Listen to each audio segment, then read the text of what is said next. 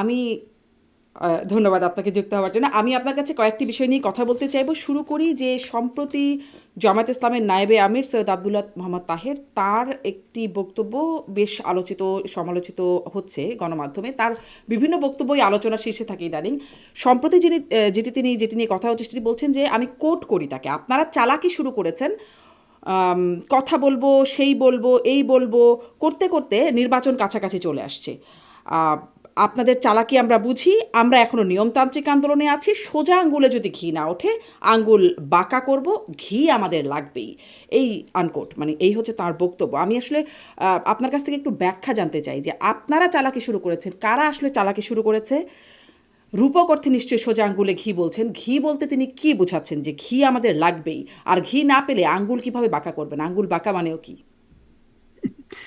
ধন্যবাদ শারমিন চৌধুরী আপা, আমাকে আজকে আপনার অনুষ্ঠানে আমন্ত্রণ জানানোর জন্য।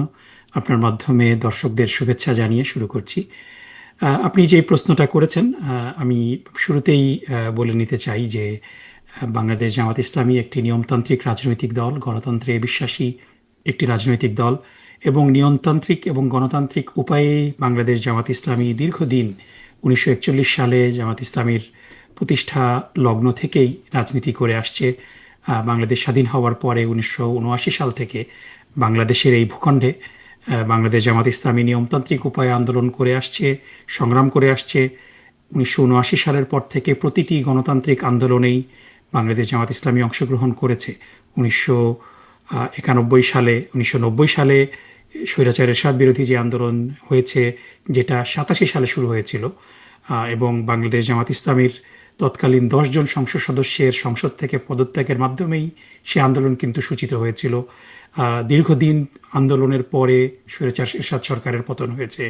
এরপরে কেয়ারটেকার সরকার ব্যবস্থার দাবিতে 1900 মোটামুটি 93, 94, 95 সাল পুরাটাই বাংলাদেশ জামাত ইসলামী কেয়ারটেকার সরকারের বহালের জন্য আন্দোলন করেছে, এবং সর্বশেষ 96 সালে সেটা সংবিধানে সংযুক্ত হয়েছে। এর বাইরেও শেখ হাসিনার নেতৃত্বে তদানীন্তন যে সরকার ছিল 1996 থেকে 2001 সাল পর্যন্ত, সেই সরকারের অগণতান্ত্রিক অবস্থা এবং বিভিন্ন দাবি দাওয়াতেও যে বাংলাদেশ জামাত ইসলামী শরিক ছিল। এবং সর্বশেষ আমরা যদি দেখি যে ফ্যাসিবাদ বিরোধী আন্দোলন দীর্ঘ 15 বছর, 2008 সাল থেকে শুরু করে 2024 সাল পর্যন্ত, সেই সংগ্রামেও বাংলাদেশ জামাত ইসলামী নিয়মতান্ত্রিক পদ্ধতিতে অংশগ্রহণ করেছে। এখন যেটা আমাদের সামনে, খুব শীঘ্রই একটা সুষ্ঠু এবং নিরপেক্ষ নির্বাচন অনুষ্ঠিত হতে যাচ্ছে। আমরা আশা করছি ফেব্রুয়ারি মাসে সেই নির্বাচনটি অনুষ্ঠিত হবে। কিন্তু সেই নির্বাচন শুধু নামকাওয়াস্তে নির্বাচনের জন্য নির্বাচন হলে তো সেটা গ্রহণযোগ্য হবে না। নির্বাচনের কিছু পূর্বশর্ত রয়েছে। লেভেল প্লেইং ফিল্ড অত্যন্ত জরুরি। এজন্য বাংলাদেশ জামাত ইসলামীর পক্ষ থেকে 5 দফার দাবিতে আন্দোলন সংগ্রাম চলছে। শুধু জামাত ইসলামী না, সমমনা আরও 8টি দল মিলে বাংলাদেশ জামাত ইসলামী সহ সেই 8টি দল নিয়মতান্ত্রিক উপায়ে 5 দফার ভিত্তিতে, 5 দফার দাবিতে আন্দোলন করছে। এবং প্রথম দফা হলো যে জুলাই সনদ, যেটা যে জুলাই যথাযথ সনদে ধন্যবাদ। পাঁচ সবগুলো। দফা দাবিগুলো সম্পর্কে নিশ্চয়ই আপনি আরেকটু বলবেন, কিন্তু প্রথমে যদি এটা একটু স্পর্শ করেন, যেটি আমি আসলে যেই বিষয়ে আমি জিজ্ঞাসা করছিলাম, তারপরে আমরা একে একে যদি একটু আসি যে আপনারা চালাকি শুরু করেছেন বলতে আপনারা মানে জামাত ইসলাম কাদেরকে চালাকি করছেন বলে বলছেন? আপনিও নিয়মতান্ত্রিক আন্দোলনের কথা বলছিলেন। ঘি না পেলে কিভাবে আপনারা অনিয়মতান্ত্রিক বা নিয়মতান্ত্রিক আন্দোলন এখনও করছেন? আঙ্গুল বাঁকা করা মানেটা কি সেটা একটু যদি আগে বুঝিয়ে বলেন। জি জি, তারপরে অবশ্যই আমি সেদিকেই মানে যাচ্ছিলাম। আরও তো আছে। জি। জি। হুম, আমি সেদিকেই যাচ্ছিলাম। সো এই যে দাবি, পাঁচ পাঁচ দফা দাবি, 5 দফা দাবি নিয়ে যদি আমরা পরে আলোচনা করি, আলোচনা পরে করব। আমরা দেখছি যে জুলাই সনদ, যেটাতে অধিকাংশ রাজনৈতিক দল, 6টি রাজনৈতিক দল বাদে এনসিপি সহ বামপন্থী কিছু রাজনৈতিক দল সেই জুলাই সনদে স্বাক্ষর করেনি। অধিকাংশ রাজনৈতিক দলই স্বাক্ষর করেছে। এবং মেক নো মিস্টেক, যে জুলাই সনদটা সবার পছন্দ মতো হবে এটা না। 4টি বিষয়ে Bangladesh Jamaat Islami note of dissent দিয়েছে, বিএনপি সম্ভবত 16টি বিষয়ে নোট অফ ডিসেন্ট দিয়েছে। সো সবাই সব বিষয়ে একমত হবে সেটা না, কিন্তু মোটা দাগে জুলাই সনদের জুলাই সনদ একটা মোটামুটি সব দলগুলা কাছাকাছি জায়গায়, খুব বেশি ডিফারেন্স অফ ওপিনিয়ন নাই, এরকম একটা জায়গায় এসেছে। কিন্তু বিষয়টা হলো যে এই জুলাই সনদ যদি গণভোটের মাধ্যমে আইনি ভিত্তি না পায়, তাহলে পরে এই জুলাই সনদ শুধুমাত্র একটা কাগজি দলিল ছাড়া কিছুই হবে না, এবং এই জুলাই সনদের ভিত্তিতেই ফেব্রুয়ারি মাসে নির্বাচন হওয়াটা জরুরি। এবং এই বিষয়ে প্রধান উপদেষ্টা সহ অনেকেই একমত পোষণ করেন যে এই আহ, গণভোটটা খুব শীঘ্রই হওয়াটা দরকার। কিন্তু এই সরকারের মধ্যেই কিছু উপদেষ্টা খুব নেক্কারজনকভাবে একটি দলকে প্রধান খুব উপদেষ্টা সহ একমত খুব মানে প্রধান পরিষ্কারভাবে উপদেষ্টা একমত সহযোগিতা পোষণ করেন করছেন। মানে শীঘ্রই হওয়া দরকার মানে কি, মানে শীঘ্রই বলতে কি বোঝাচ্ছেন আপনি, যে প্রধান উপদেষ্টাও একমত পোষণ করেন যাতে? প্রধান উপদেষ্টার সাথে বাংলাদেশ জামাত ইসলামীর যে কয়বার আলোচনা হয়েছে এবং অন্যান্য দলের যে আলোচনা হয়েছে, নীতিগতভাবে সরকার মনে করে যে এই জুলাই সনদের আইনি ভিত্তিটা জরুরি নির্বাচনের জন্য।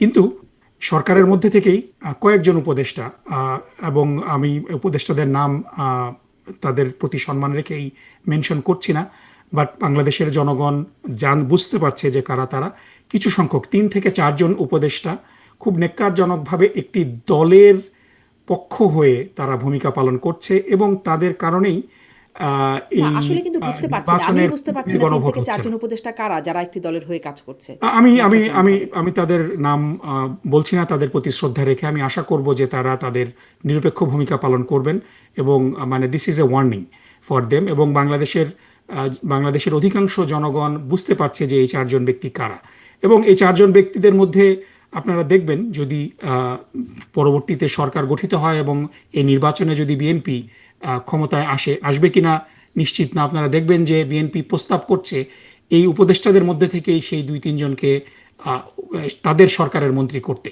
আমি তাদের নাম নিতে চাচ্ছি না, কিন্তু বিষয়টা হয়েছে এখানে যে কিছু উপদেষ্টা বাড়াবাড়ি রকম অনিরপেক্ষতা তাদের ভূমিকার মাধ্যমে প্রকাশ করছেন।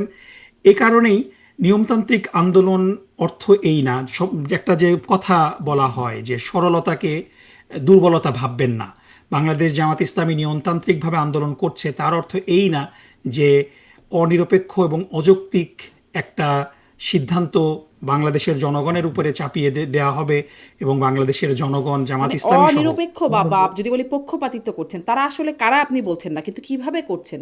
আপনাদের পক্ষে না গেলে কি পক্ষপাতিত্ব বা অনিরপেক্ষতা বলছেন যাকে আপনি? এটা এটা ঠিক না, কিন্তু বিষয়টা হলো যে তাদের অনিরপেক্ষতার বিভিন্ন প্রমাণাদি যেমন? রয়েছে।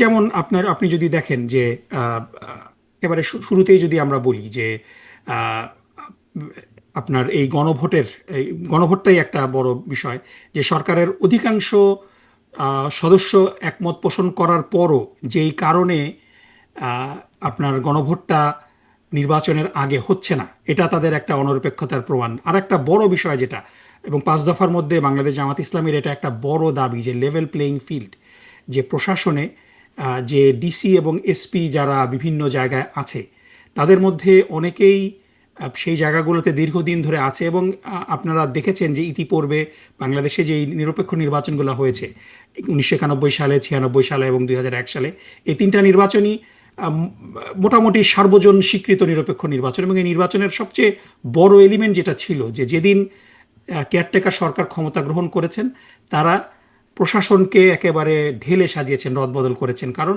ডিসি এবং এসপি তাদের কিন্তু একটা ভূমিকা থাকে নির্বাচনে। এবং বাংলাদেশ জামাত ইসলামী সহ অন্য সব দলের পক্ষ থেকে এই দাবিটা খুব জোরালোভাবে দেওয়া হচ্ছে যে নির্বাচন শুরু হওয়ার আগে, তফসিল ঘোষণার আগে সমস্ত ডিসিএসপিকে বদলি করতে হবে, এবং এটা করতে হবে র্যান্ডমলি, একেবারে লটারির ভিত্তিতে। আমি চট্টগ্রাম ডিসি কিংবা খুলনার ডিসি যে আছেন তাকে সেই জায়গায় রাখবো, কিংবা আমি যাকে পছন্দ করি যে আমাকে অমুক এলাকায় হেল্প করতে পারবে তার ব্যাপারে আমরা তদবির করব, এটা করতে দেওয়া হবে না। সো এই লেভেল প্লেইং ফিল্ড এবং এই প্রশাসনের রদবদলটাকেও কিছু কিছু উপদেষ্টা খুব নেক্কারজনকভাবে এ ব্যাপারে রোড ব্লক তৈরি করছেন, এটাও আর একটা বড় বিষয়। সো এই জিনিসগুলো যদি চলতে এটা থাকে তো আপনারা নাকি তাহলে তো ভাগাভাগি করে নিরপেক্ষ নিয়েছেন, নির্বাচন আপনারা সম্ভব এবং হবে না। এবং বিএনপি আমাদের এবং জামাত ভাগাভাগি করে নিয়েছেন ডিসিএসপিদের এবং বিশ্ববিদ্যালয় প্রশাসন, এটা তো একজন উপদেষ্টাই বলেছেন এবং না, চোখের এখন সামনে এটা হয়েছে, তার চোখের সামনে। উপদেষ্টার ব্যক্তিগত মতামত। কিছু ডিসিএসপিদের তো ডেফিনেটলি আপনি যদি দেখেন যে বাংলাদেশের যারা এই বিসিএস প্রশাসনে যারা আছেন তারা সবাই একটা না একটা সময় বিভিন্ন বিশ্ববিদ্যালয়ের ছাত্রী ছিলেন। তাদের অবশ্যই ছাত্র জীবনে তাদের একটা রাজনৈতিক ব্যাকগ্রাউন্ড আছে। কিন্তু এবং এবং বিভিন্ন তারা ছাত্র জীবনে ইসলামী ছাত্র শিবির কিংবা জাতীয়তাবাদী ছাত্র দলের সদস্য হয়ে থাকতে পারে, এটা কোনো দোষ না। কিন্তু তারা যখন তাদের দায়িত্ব পালন করবেন, সেখানে তারা সততা এবং নিরপেক্ষতার সাথে দায়িত্ব পালন করছেন কিনা এটা খুব গুরুত্বপূর্ণ কিন্তু বিষয়। ছাত্রলীগ যদি এবং আমরা ছাত্র দীর্ঘ জীবনে এক থাকে বছর তাহলে ধরে দোষ। দেখেছি যে এটার ব্যত্যয় ঘটেছে অনেক জায়গাতে। যদি মানে ছাত্র শিবির বা জাতীয়তাবাদী ছাত্র দলের মানে ছাত্র দল যদি করে তাহলে দোষের না, কিন্তু যদি শিক্ষা জীবনে ছাত্রলীগ করে থাকে তাহলে তাদের দোষের হবে। না, এখানে আরেকটা বিষয় যেটা আপনাকে মানে সব এই বিষয়গুলো এক পাল্লায় মাপা যাবে না, কারণ বিগত 15 বছরে এই সরকারি নিয়োগটাকে একেবারে দলীয়করণ করা হয়েছে। এবং যাদের স্পেশালি আমরা দেখেছিলাম যে আপনি যদি মানে কোন জেলা ভিত্তিক অধিকাংশ চাকুরিজীবী, পুলিশে স্পেশালি আপনারা যদি দেখেন, খুব খুব নেক্কারজনকভাবে আপনারা দেখবেন যে গোপালগঞ্জ এবং কিশোরগঞ্জের প্রাধান্য, যে কিশোরগঞ্জ থেকে আপনার প্রেসিডেন্ট এবং সাবেক প্রেসিডেন্ট দুজনই কিশোরগঞ্জের মানুষ ছিলেন, এবং গোপালগঞ্জ শেখ হাসিনার এলাকা হওয়ার কারণে। সো এই যে মানে অযোগ্য ব্যক্তিদেরকে শুধুমাত্র দলীয় বিবেচনায় সরকারি প্রশাসনে নিয়োগ করা এবং তাদের তাদের তাদের মাধ্যমে বিগত 15 বছরে ফ্যাসিজম প্রতিষ্ঠা করা, সো এটা ডেফিনেটলি এক পাল্লায় মাপা যাবে না। না, কিন্তু আমি যদি প্রশ্নটা সুতরাং একটু এই ঘুরিয়ে বিষয়টাকে করি, আমাদের ধরুন যদি আমি অবশ্য consideration আনতে প্রসঙ্গের হবে। বাইরে যাচ্ছি, তারপরে যদি প্রশ্নটা একটু ঘুরিয়ে করি যে গোপালগঞ্জ আর কিশোরগঞ্জেও নিশ্চয়ই যোগ্য ব্যক্তি আছেন, মানে গোপালগঞ্জ বা না, অবশ্যই কিশোরগঞ্জ বলে অবশ্যই যোগ্য হবেন না কিশোরগঞ্জ এমন তো এবং কথা নাই। গোপালগঞ্জ যোগ্য তারা ব্যক্তি কি আছে, এখন কিন্তু থাকতে পারবেন? তারা কি যেতে পারবেন মানে এই এখন তাদের পদগুলোতে? সবাইকে তো এখন ম্যাস এক্সোডাস তো হয়নি। আমরা কি দেখেছি যে একেবারে পার্জ হয়েছে প্রশাসনে শুধুমাত্র? সো বেসিক্যালি যারা একেবারে মানে চিহ্নিত, ছাত্রলীগ করাদের পুলিশ থেকে বাদ দেওয়া হয়েছে, ওই যে নিয়োগ যখন হচ্ছিল তখন তাদেরকে বাদ কিছু দেওয়া হয়েছে, কিছু তখন আপনি ব্যক্তিদের বাদ বলছেন। দেওয়া হয়েছে কারণ তাদের মধ্যে অনেকেই বিগত 15 বছর এবং স্পেশালি এই জুলাই আন্দোলনের সময় তাদের ভূমিকার কারণে। সো এবং আপনার আমি দর্শকদের সাথে আবারও শেয়ার করি যে বাংলাদেশ ছাত্রলীগের কার্যক্রম বাংলাদেশে নিষিদ্ধ ঘোষণা করা হয়েছে। সো নিষিদ্ধ ঘোষিত সংগঠন এবং যে সংগঠনগুলো প্রকাশ্য রাজনীতি করছে তাদেরকে তো এক এক পাল্লায় মাপার সুযোগ মনে হয় নেই। আচ্ছা আচ্ছা, আবার তাহলে পুরনো প্রশ্নেই আসি, আসলে যেটা আসলে আজকের মূল প্রসঙ্গ। ওই চালাকি কারা করছেন, সেই উপদেষ্টারা নাকি? মানে কারা চালাকি করছেন এটা আমি এখনো বুঝতে পারলাম না। আর জি জি, ঘিটা চালাকি কি? তারাই ঘি করছেন, কি? সেই ঘি কি উপদেষ্টারাই লাগবে? চালাকি মানে ঘি করছেন। আমাদের লাগবেই, সেই ঘি জিনিসটা কি আসলে রূপ করতে বলছেন? সেই আর আঙ্গুল বাঁকা। এগেন জি, মানে এখানে এখানে লিটারালি সবকিছু নিলে তো মুশকিল, কারণ এজন্যই রাজনৈতিক এজন্যই আমি নেতারা রূপকথা, আমি বুঝতেই পারছি রূপকথে হয়েছে, আপনারা না, কি মিন রাজনৈতিক করছেন? নেতারা যখন বক্তব্য রাখেন সেই বক্তব্যে তারা উপমা ব্যবহার করেন। সো এখানে মূল বিষয়টা হলো যে দাবি আদায় করা, এবং সেই দাবিটা হলো যে 5 দফা দাবির কথা বারবার বাংলাদেশ জামাত আচ্ছা, ইসলামী বলে আসছে। সেই দাবিগুলো আদায় করার জন্য আমরা নিয়মতান্ত্রিক উপায়ে শান্তিপূর্ণভাবে আমরা আন্দোলন করছি। কিন্তু এই দাবি যদি মানা না হয় তাহলে পরে এই দাবিটা এই আন্দোলনটা আরো শক্তিশালী আন্দোলন হবে। সো এটাই সেটা নিয়মতান্ত্রিক হবে না? মানে আঙ্গুল বাঁকা হবে যখন? নিয়মতান্ত্রিক। নিয়মতান্ত্রিক মানেই যে সবসময় যে আপনার নিয়মতান্ত্রিক এবং অনিয়মতান্ত্রিক এই বিষয়টা সবগুলাই নিয়মতান্ত্রিক। আমরা যদি বিভিন্ন আন্দোলনগুলার আহ, আহ, ইতিহাস দেখি, আপনার সিম্পল শান্তিপূর্ণ আন্দোলনে আপনি মার্চ করে গেলেন, আহ, স্মারকলিপি দিলেন, এটাতে অনেক সময় টনক নড়ে না। সো এজন্য আপনার মানে এখানে দেয়ার আর স্কেলস। আপনি অল্প কিছু লোক নিয়ে আন্দোলন করছেন, আপনি আপনার সমস্ত জনশক্তিকে ময়দানে নামাচ্ছেন না। সো যখন মানে এখানে অনিয়মতান্ত্রিক না, সবই নিয়মতান্ত্রিক, কিন্তু কঠিন আন্দোলনের অর্থ হলো যে আপনি লক্ষ লক্ষ লোককে নিয়ে আপনি যমুনা ঘেরাও করতে যাবেন। সো সেটা কঠিনতম আন্দোলন, এবং এটার অর্থ এই যে আপনার দাবি আদায়ের জন্য আপনি স্টিল নিয়মতান্ত্রিকভাবেই কাজ করবেন, কিন্তু আপনি ইন্টেন্সিটিটা বাড়িয়ে দেবেন। জি, সেটা কি আপনারা 11 তারিখে সেরকম কিছুই করবেন? মানে আমরা দেখছি না, যে 11 তারিখে তো মিয়া গোলাম বিক্ষোভের পরোয়ার বলছেন যে আয়োজন। ঢাকার চিত্র বদলে দেবেন, মানে 5 দফা দাবি এই যদি না মানা হয় তাহলে। না, অবশ্যই বাংলাদেশ জামাত ইসলামী তো ইজ কেপেবল। বাংলাদেশে ঢাকা শহরে লক্ষ লক্ষ লোকের সমাগম করানো তো বাংলাদেশ জামাত ইসলামের জন্য খুব কঠিন বিষয় না। লেটস ওয়েট অ্যান্ড সি কি আচ্ছা হয়। আচ্ছা, তার মানে এরকম একটা আভাস আছে যে লক্ষ লক্ষ লোক সমাগম হতে পারে 11 তারিখে, কারণ 11 তারিখে উল্লেখ করে বলছেন যে যদি দাবি আদায় না হয়, 5 দফা দাবি মানা না হয়, তাহলে ঢাকার চিত্র বদলে দেবেন। না, ডেফিনেটলি আপনার 11 লক্ষ আপনার বাংলাদেশ, আপনি যদি দেখেন যে বিগত দিনগুলোতে গত 4-5 দিনে বাংলাদেশ জামাত ইসলামীর যে সমস্ত প্রার্থী ঢাকা শহরে নির্বাচন করছেন তারা কিন্তু ব্যাপক শোডাউন করেছেন। সো ওই ওই জনশক্তিগুলাই যদি যারা শোডাউন করছেন তাদেরকে যদি আপনি এক জায়গায় আনেন, তখন তখন সেখানে তো লক্ষাধিকের জি। উপরেই লোক হয়ে মানে যাবে। আপনাদের সো এটা সক্ষমতা আছে, সেটি সেটি আপনি বলছেন। হ্যাঁ, তার মানে ওরকম কিছু একটা আশা বা আশঙ্কা করতে পারে ঢাকাবাসী। Let's wait and see, let's not জি। পুল দ্য ট্রিগার মানে বিফোর ওই it let's wait and see happens. বলতে 11 তারিখের কথা তো বলেই দিচ্ছেন মিয়া গোলাম পরোয়ার। এখন এবং এই 11 তারিখের মধ্যে 5 দফা দাবি যে মানা যাবে না, সেটি অনেকটা বোঝাও যায় যে 5 দফা অনেক কিছু আছে। সেই এত কিছু মানবে কিভাবে 11 তারিখের মধ্যে? না, এখানে একটু বলে নেই যে 5 দফা দাবির আপনি একটা রাজনৈতিক দল হিসাবে আপনি তো দাবি করতেই পারেন অনেক কিছু। এখন আপনার দাবি, আপনার 5 দফা দাবির সবগুলা দাবি মানা হবে এবং না মানলে আমরা নির্বাচন করব না, কিংবা না মানলে আমরা কোনো কথাই শুনবো না, বিষয়টা এরকম না। আপনি 5টা দাবি করেছেন, 5টা দাবির মধ্যে তো এবং 5টা দাবির মধ্যে সবগুলো দাবি যে বাংলাদেশ জামাত ইসলামী মনে করে যৌক্তিক। এখন সরকার যদি এই দাবিগুলোর মধ্যে সবগুলাকেই অযৌক্তিক বলে, fine, they have to say that, এখানে চালাকি করার কোনো সুযোগ নেই। সুতরাং ইটস অ্যাবাউট এ কনভারসেশন। সুতরাং আপনার এই দাবিগুলোর মধ্যে যদি সরকার কোনো একটা দাবিকে যৌক্তিক মনে করেন এবং একাধিক দাবিকে যৌক্তিক মনে করেন, তাহলে পরে এটার একটা টাইম লাইন তারা দিতে পারেন যে এই সময়ের মধ্যে আমরা দাবিগুলা মানব। কিন্তু এগুলা নিয়ে কিছু কালক্ষেপণ করা হচ্ছে, কিছু চালাকিও করা হচ্ছে। সো এই বিষয়টা ইটস নট এক্সপেক্টেড এবং ইটস নট কুল। মানে ধরেন 5 দফা দাবি কি? পিআর, 2 কক্ষে পিআর নিশ্চিত করতে হবে। আপনারা বলছেন লেভেল প্লেইং ফিল্ড, বিচার, এই বিষয়ে দৃশ্যমান বিচার হতে হবে এবং জাতীয় পার্টি সহ 14 দল তাদের কর্মসূচি বা কার্যকলাপ নিষিদ্ধ করতে হবে। এগুলো সব 11 তারিখের মধ্যে, মানে এগুলো কিভাবে 11 তারিখের মধ্যে করবে না, সরকার? না, এখন এটা বিষয়টা হলো যে প্রথম দফা দাবি যেটা, মানে 5 দফা দাবির মধ্যে 1 নাম্বার দাবিটা হলো জুলাই সনদের ভিত্তিতে আগামী ফেব্রুয়ারিতে নির্বাচনের আয়োজন করা। এবং এই জুলাই সনদের ভিত্তিতে নির্বাচন আয়োজন, এবং এই দাবির সাথে বাংলাদেশের অধিকাংশ জনগণ একমত পোষণ করে। সো এই জুলাই সনদের ভিত্তিতে জাতীয় নির্বাচন করার জন্যই তো আপনাকে গণভোটটা নির্বাচনের আগে করতে হবে, তা না হলে আপনি কিসের ভিত্তিতে নির্বাচন করবেন? সুতরাং এই বিষয়টার ব্যাপারে একটা সিদ্ধান্ত সরকারের পক্ষ থেকে তো আসতেই পারে। আর বাকি 2 নাম্বার যে দাবি, সেটা হলো উভয় কক্ষে পিআর। এর মধ্যে অলরেডি হাফ অ্যাচিভড। দ্বিতীয় দফার যেই অর্ধেক অংশ, উচ্চকক্ষে পিআর অলরেডি জুলাই সনদের মধ্যে অন্তর্ভুক্ত হয়েছে।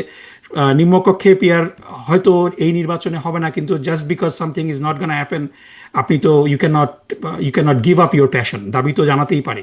3 নাম্বারটা খুবই গুরুত্বপূর্ণ, সেটা হলো অবাধ এবং সুষ্ঠু গ্রহণযোগ্য নির্বাচনের লক্ষ্যে লেভেল প্লেইং ফিল্ড নিশ্চিত করা। এবং এটা নিশ্চিত করার একটা বড় উপায় হলো যে সমস্ত প্রশাসন ডিসিএসপিকে সাফল করা এবং এটা র্যান্ডম লটারির ভিত্তিতে নিয়োগ করা, কেউ যেন চুজ করে কোনো এলাকায় ডিসিএসপি নিয়োগ না দিতে পারে। 4 নাম্বার হলো যে ফ্যাসিস্ট সরকারের সকল জুলুম, নির্যাতন, গণহত্যা ও দুর্নীতির দৃশ্যমান বিচার করা। এবং 5 নাম্বার দাবি হলো যে স্বৈরাচারের দোসর যারা ছিল, জাতীয় পার্টি সহ 14 দল, তাদের কার্যক্রম নিষিদ্ধ করা। সো আপনার 5টা দাবির সবগুলা দাবি একদিনে পূরণ হবে সেটা না, কিন্তু প্রথম দফাটা, দ্যাট ইজ ভেরি ইম্পর্টেন্ট। এবং এই প্রথম দফা দাবিটার ব্যাপারে একটা টাইম লাইন, কারণ ফেব্রুয়ারি ঘনিয়ে আসছে, আমাদের নির্বাচনের 100 দিনেরও কম সময় আছে। এবং ফেব্রুয়ারিতে নির্বাচন জামাত ইসলামীর একটা বড় দাবি, কিন্তু সেই নির্বাচনই তো আপনি কোনো আইনি ভিত্তিতে করতে পারবেন না যদি আপনার একটা গণভোট, সেটা জুলাই সনদের বৈধতার জন্য একটা যদি আইনি ভিত্তির জন্য গণভোটটা যদি না হয়। হোয়াট ইফ, আমি হাইপোথেটিক্যালি বলছি যে আপনি বিএনপি যে প্রস্তাব করছে যে আপনি একই দিনে গণভোট এবং জাতীয় নির্বাচন করবেন, এটার অনেকগুলো লজিস্টিক্যাল সমস্যা আছে। সেটা হলো যে মানুষ শুধু মার্কাতে ভোট দিয়ে চলে আসবে, সেকেন্ড পেজ হয়তো অনেকে খেয়ালই করবে না। সো এটার সাথে মানুষ ইউজ টু না। কিন্তু সবচেয়ে বড় সমস্যা হলো যে হোয়াট ইফ সেই গণভোটে না জয়যুক্ত হয়, তাহলে তো নির্বাচনটাই একটা প্রশ্নবিদ্ধ নির্বাচন হয়ে যাবে, কারণ সেই নির্বাচনের কোনো আইনি ভিত্তি থাকবে না। কেন? সুতরাং কেন এই নির্বাচনই কেন আইনি প্রশ্নবিদ্ধ ভিত্তিটা, হবে? গণভোটে না হলে নির্বাচনই কেন প্রশ্নবিদ্ধ হবে? কারণ নির্বাচন কিসের ভিত্তিতে নির্বাচন হচ্ছে? জাতীয় এই নির্বাচন নির্বাচনটা, নির্বাচনের মতো হয়ে গেল, গণভোটটা না, না হয়ে নির্বাচন গেল। তো নির্বাচনের মতো হতে পারবে না, কারণ নির্বাচন তো কোনো একটা সাংবিধানিক কাঠামোর মধ্যে দিয়ে হতে হবে। এখন যেই কাঠামোর মধ্যে আছে, না, ধরুন ডেফিনেটলি ফেব্রুয়ারিতে কেয়ারটেকার নির্বাচনটা সরকারের, কিভাবে হবে? সেভাবেই তো, মানে সেই সাধারণভাবেই নির্বাচন হবে, সাথে না, একটা না, না, বিশেষ, যদি বিএনপি যেটা বলছে, আর একটা বিষয় থাকবে, সেটি হচ্ছে গণভোটের যেটি। কিন্তু নির্বাচনটা কিসের ভিত্তিতে হচ্ছে? কারণ বাংলাদেশে ট্রেডিশনাল কনস্টিটিউশনাল যেই চেঞ্জ অফ গভর্নমেন্ট আছে, সেখান থেকে তো আমরা একটা ব্রেক নিয়েছি। বাংলাদেশে সংবিধানে বর্তমানে অন্তর্বর্তীকালীন সরকার বলে কোনো কিছু নাই। ডেফিনেটলি হাইকোর্টের একটা রায়ের মাধ্যমে তত্ত্বাবধায়ক সরকার পুনর্বহাল হয়েছে, কিন্তু তত্ত্বাবধায়ক সরকারের মেয়াদ তো 90 দিন। এই 1.5 বছর, 1.5 বছরের বেশি সময় মেয়াদের তো কোনো অন্তর্বর্তী সরকারের কোনো বিধান সংবিধানের মধ্যে নেই। সো জুলাই চার্টারে জুলাই চার্টার যখন গণভোটের মাধ্যমে আইনি ভিত্তি পাবে, তখন নির্বাচনটা কিন্তু এই জুলাই চার্টারের ভিত্তিতে নির্বাচনটা হচ্ছে। সুতরাং আপনার কোনো আইনি জটিলতা থাকলো না। না, কিন্তু এর আগে হয়েছে না ১/১১ সরকার বা তত্ত্বাবধায়ক ১/১১ সেই সেনা শাসিত না না, সরকার, সেগুলো তো হয়েছে। তারপরে তো সেটিকে বৈধতা দেওয়া হয়েছে। তো এই সরকার পরের সরকার এসে বৈধতা না, দেবে, বিষয়টা হলো যে নজিরবিহীন তো না বিষয়টা। ১/১১ সময় তো কেয়ারটেকার সরকারের বিধান সংবিধানে সংযুক্ত ছিল, এবং সেটি তো সে ৩ সময় মাসের মার্শাল ল সংবিধানে ছিল, তারপর সেটি তো বছর ১৮ মাস হয়ে গেল, পার হয়ে যাচ্ছে, তারপরে নির্বাচন হলো ২ বছর। না, এটা তো একটা সাংবিধানিক জটিলতা তৈরি করেছিল, কিন্তু এবার আমরা সেই জটিলতার মধ্যে যেতে চাচ্ছি না। আমরা গণভোটও তো একটা সংবিধানে আইনি নাই আমাদের, সেটাও বা কি করে জি করবেন? মানে সংবিধানই যদি আপনারা বলছেন যে সেটার স্বার্থে, তাহলে সংবিধানে তো গণভোটও না, নাই। বিষয়টা হলো যে এখানে আরো আপনার মানে আইনি বৈধতার, নির্বাচনের আইনি বৈধতার একটা একটা বিষয় রয়েছে। দ্বিতীয় বিষয় হলো যে এখানে এমন কিছু বিষয় আছে, যেমন অলমোস্ট 14টা বিষয়ে বিএনপি নোট অফ ডিসেন্ট দিয়েছে। সো নোট অফ ডিসেন্ট দেওয়ার অর্থ হলো যে আমরা এটা চাই না। সুতরাং তারা যখন ক্ষমতায় আসবে, তখন কিন্তু ওই বিষয়গুলোকে তারা they will not be interested. এর আগেও আমাদের যদি অভিজ্ঞতাগুলো আমরা দেখি, যে 1990 সালে স্বৈরাচার বিরোধী আন্দোলনের পরে 3 জোটের রূপরেখার কথা আপনার মনে আছে। সেই 3 জোটের রূপরেখাতে কেয়ারটেকার সরকার অন্তর্ভুক্তি একটা বড় দাবি ছিল, বিচার বিভাগিক পৃথকীকরণের একটা দাবি ছিল, সাথে সাথে যে বিশেষ ক্ষমতা আইন বাতিলের একটা দাবি ছিল, যেটার কারণে যে কোনো ব্যক্তিকে হ্যারাস করা যায়। আজ পর্যন্ত কিন্তু সেই বিচার বিভাগ পৃথকীকরণ হয়নি। সেই বিশেষ নিরাপত্তা আইন কিন্তু এখনো বাতিল হয়নি, বহাল তবিয়তে আছে। এবং আপনি জানেন যে কেয়ারটেকার সরকারের আন্দোলনের জন্য সেই আঙ্গুল কিন্তু বাঁকা করা লেগেছে। সোজা আঙ্গুলে কিন্তু কেয়ারটেকার সরকারের দাবিও কিন্তু পালন সংবিধানে অন্তর্ভুক্ত করা যায়নি। সেই একটা মানে একটা কি বলা যায়, যে একটা একটা অনিয়মতান্ত্রিক একটা নির্বাচন হলো। সেই নির্বাচন খুব অল্পস্থায়ী হলো। সেই নির্বাচনের মাধ্যমে ভ্যালিডেট করে কেয়ারটেকার সরকারের দাবি বাস্তবায়িত হয়েছিল। প্রশ্নটা সো আমার ছিল এই যে যে বিষয়গুলো, গণভোটের সো সাথে, মানে এটা জাতীয় একটা নির্বাচনের রাজনৈতিক বৈধতা দল কিভাবে যখন গণভোট ক্ষমতায়, দেবে, এটা আমার প্রশ্ন ছিল। কিন্তু আপনি যখন এই প্রসঙ্গ বলছেন যে কেয়ারটেকারের জন্য আপনাদের আঙ্গুলটা বাঁকা করতে হয়েছিল, কিন্তু তারপর যখন কেয়ারটেকারটা বিতর্কিত হয়ে গেল, সেই যে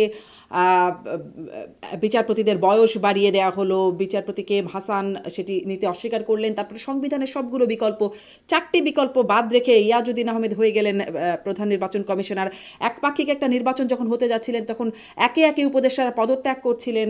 তখন সেই সময় বা সেই আন্দোলনে, তখন যখন আওয়ামী লীগ আন্দোলন করছিল এইটার বিরুদ্ধে, কে এম হাসানের বিচারপতিদের বয়স বাড়ানো, কে এম হাসানকে প্রধান বিচারপতি করা, বা ইয়াজউদ্দিন আহমেদ যখন প্রেসিডেন্ট সহ তত্ত্বাবধায়ক সরকার প্রধান হয়ে গেলেন, তখন তো আবার আপনারা আঙ্গুল, মানে বাঁকা আঙ্গুলটাকে সোজা করতে চাচ্ছিলেন, অপর পাশে ছিলেন।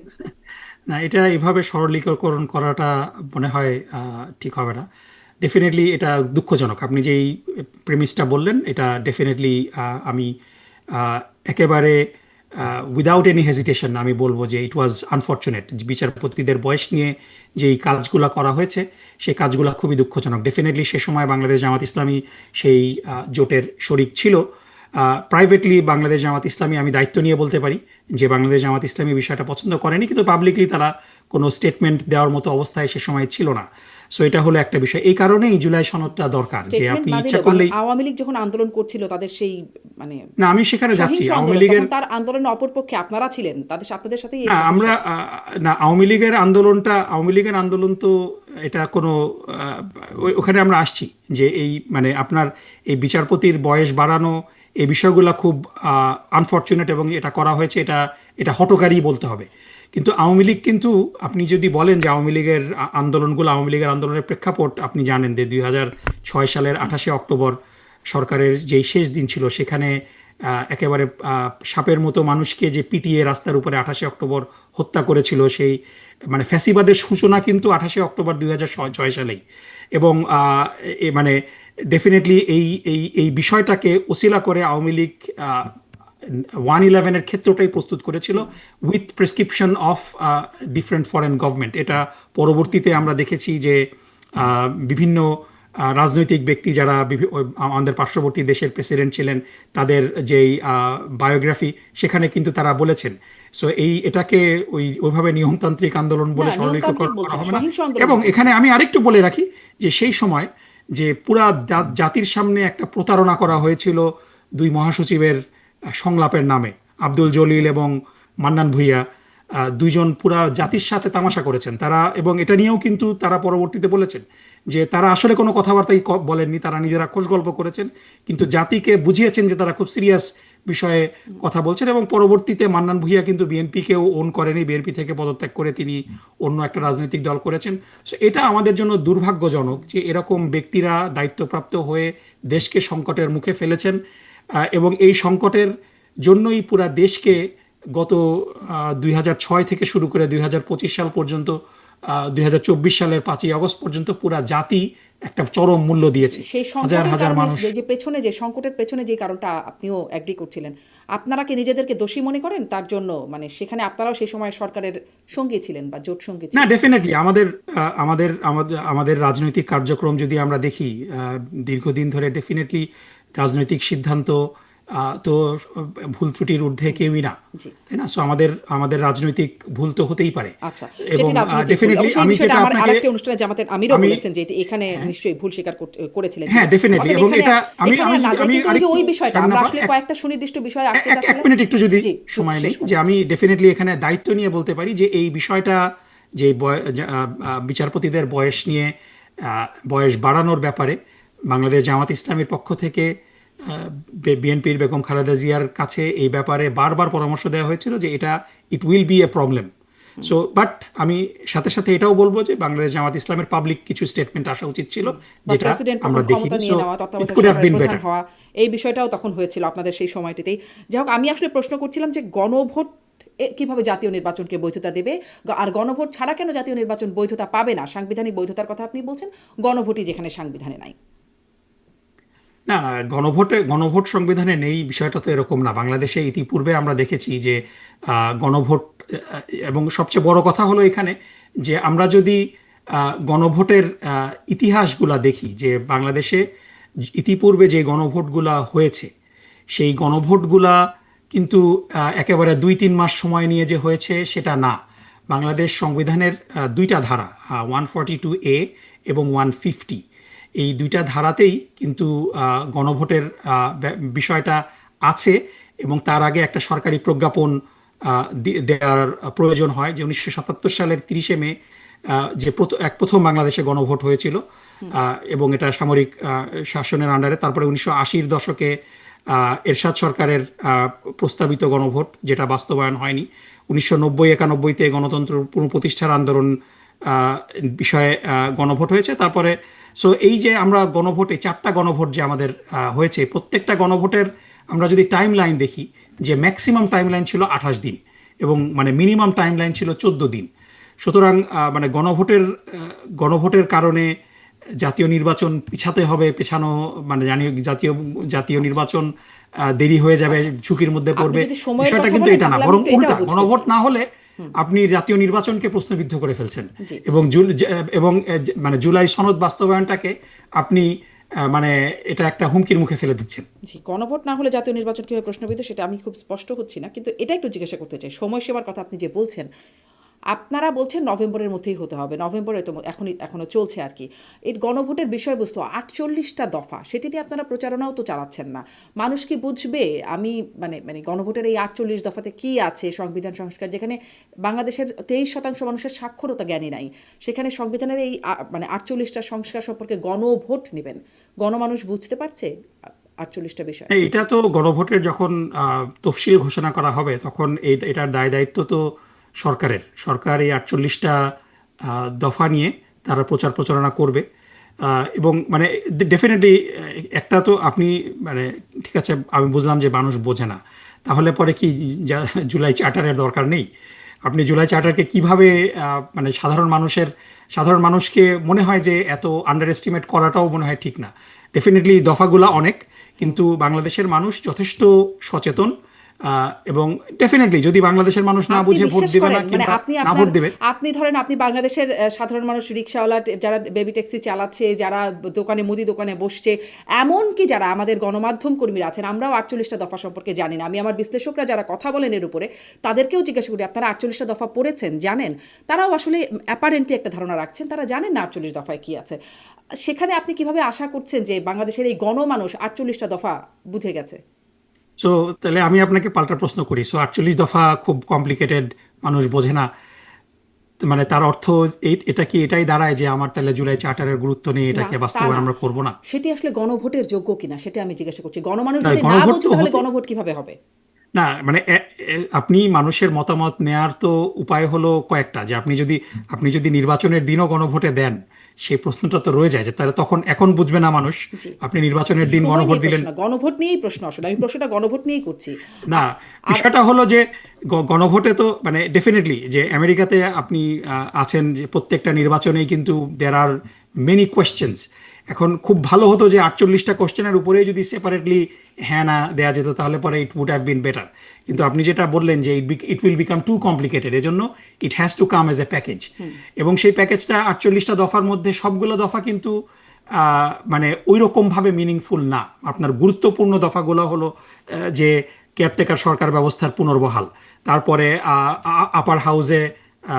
আপার হাউস গঠন করা এবং আপার হাউসে পিআর পদ্ধতিতে রিপ্রেজেন্টেশন ঠিক করা, তারপরে প্রধানমন্ত্রীর মেয়াদ কতটুকু হবে। সো 48টা দফার মধ্যে ডেফিনেটলি প্রত্যেকটা দফাই গুরুত্বপূর্ণ, কিন্তু আপনি যদি মানে হাইলাইট করে দেন, দেয়ার আর অনলি 4 or 5 মানে পয়েন্ট যেগুলা খুবই গুরুত্বপূর্ণ এবং যেগুলা তো সেই 4 or 5 পয়েন্টস মানুষ বোঝে এখন বাংলাদেশের বাস্তবতায়? আপনি ডেফিনেটলি বাংলাদেশের মানুষ তো এটা নিয়ে কথা বলছে, দ্বিকক্ষ বিশিষ্ট সংসদের কথা মানুষ বলছে।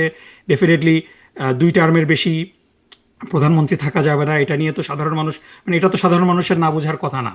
বাট দ্য থিং ইজ, যখন স্কেডিউল ঘোষণা করা হবে তখন সরকারের পক্ষ থেকে প্রচারণা আরও চালানো হবে। জি, সো মানুষ যদি না বুঝে, ডক্টর নকিবুর রহমান, দে এক উইল করোনার ভোট সময় নো। এক লকডাউন, আমি সেদিনও এই প্রসঙ্গটা বলছিলাম, এক লকডাউন, শুধুমাত্র লকডাউন, এই বিষয়টা বোঝানোর জন্য মানুষ আর্মি নামাতে হয়েছে বাংলাদেশে।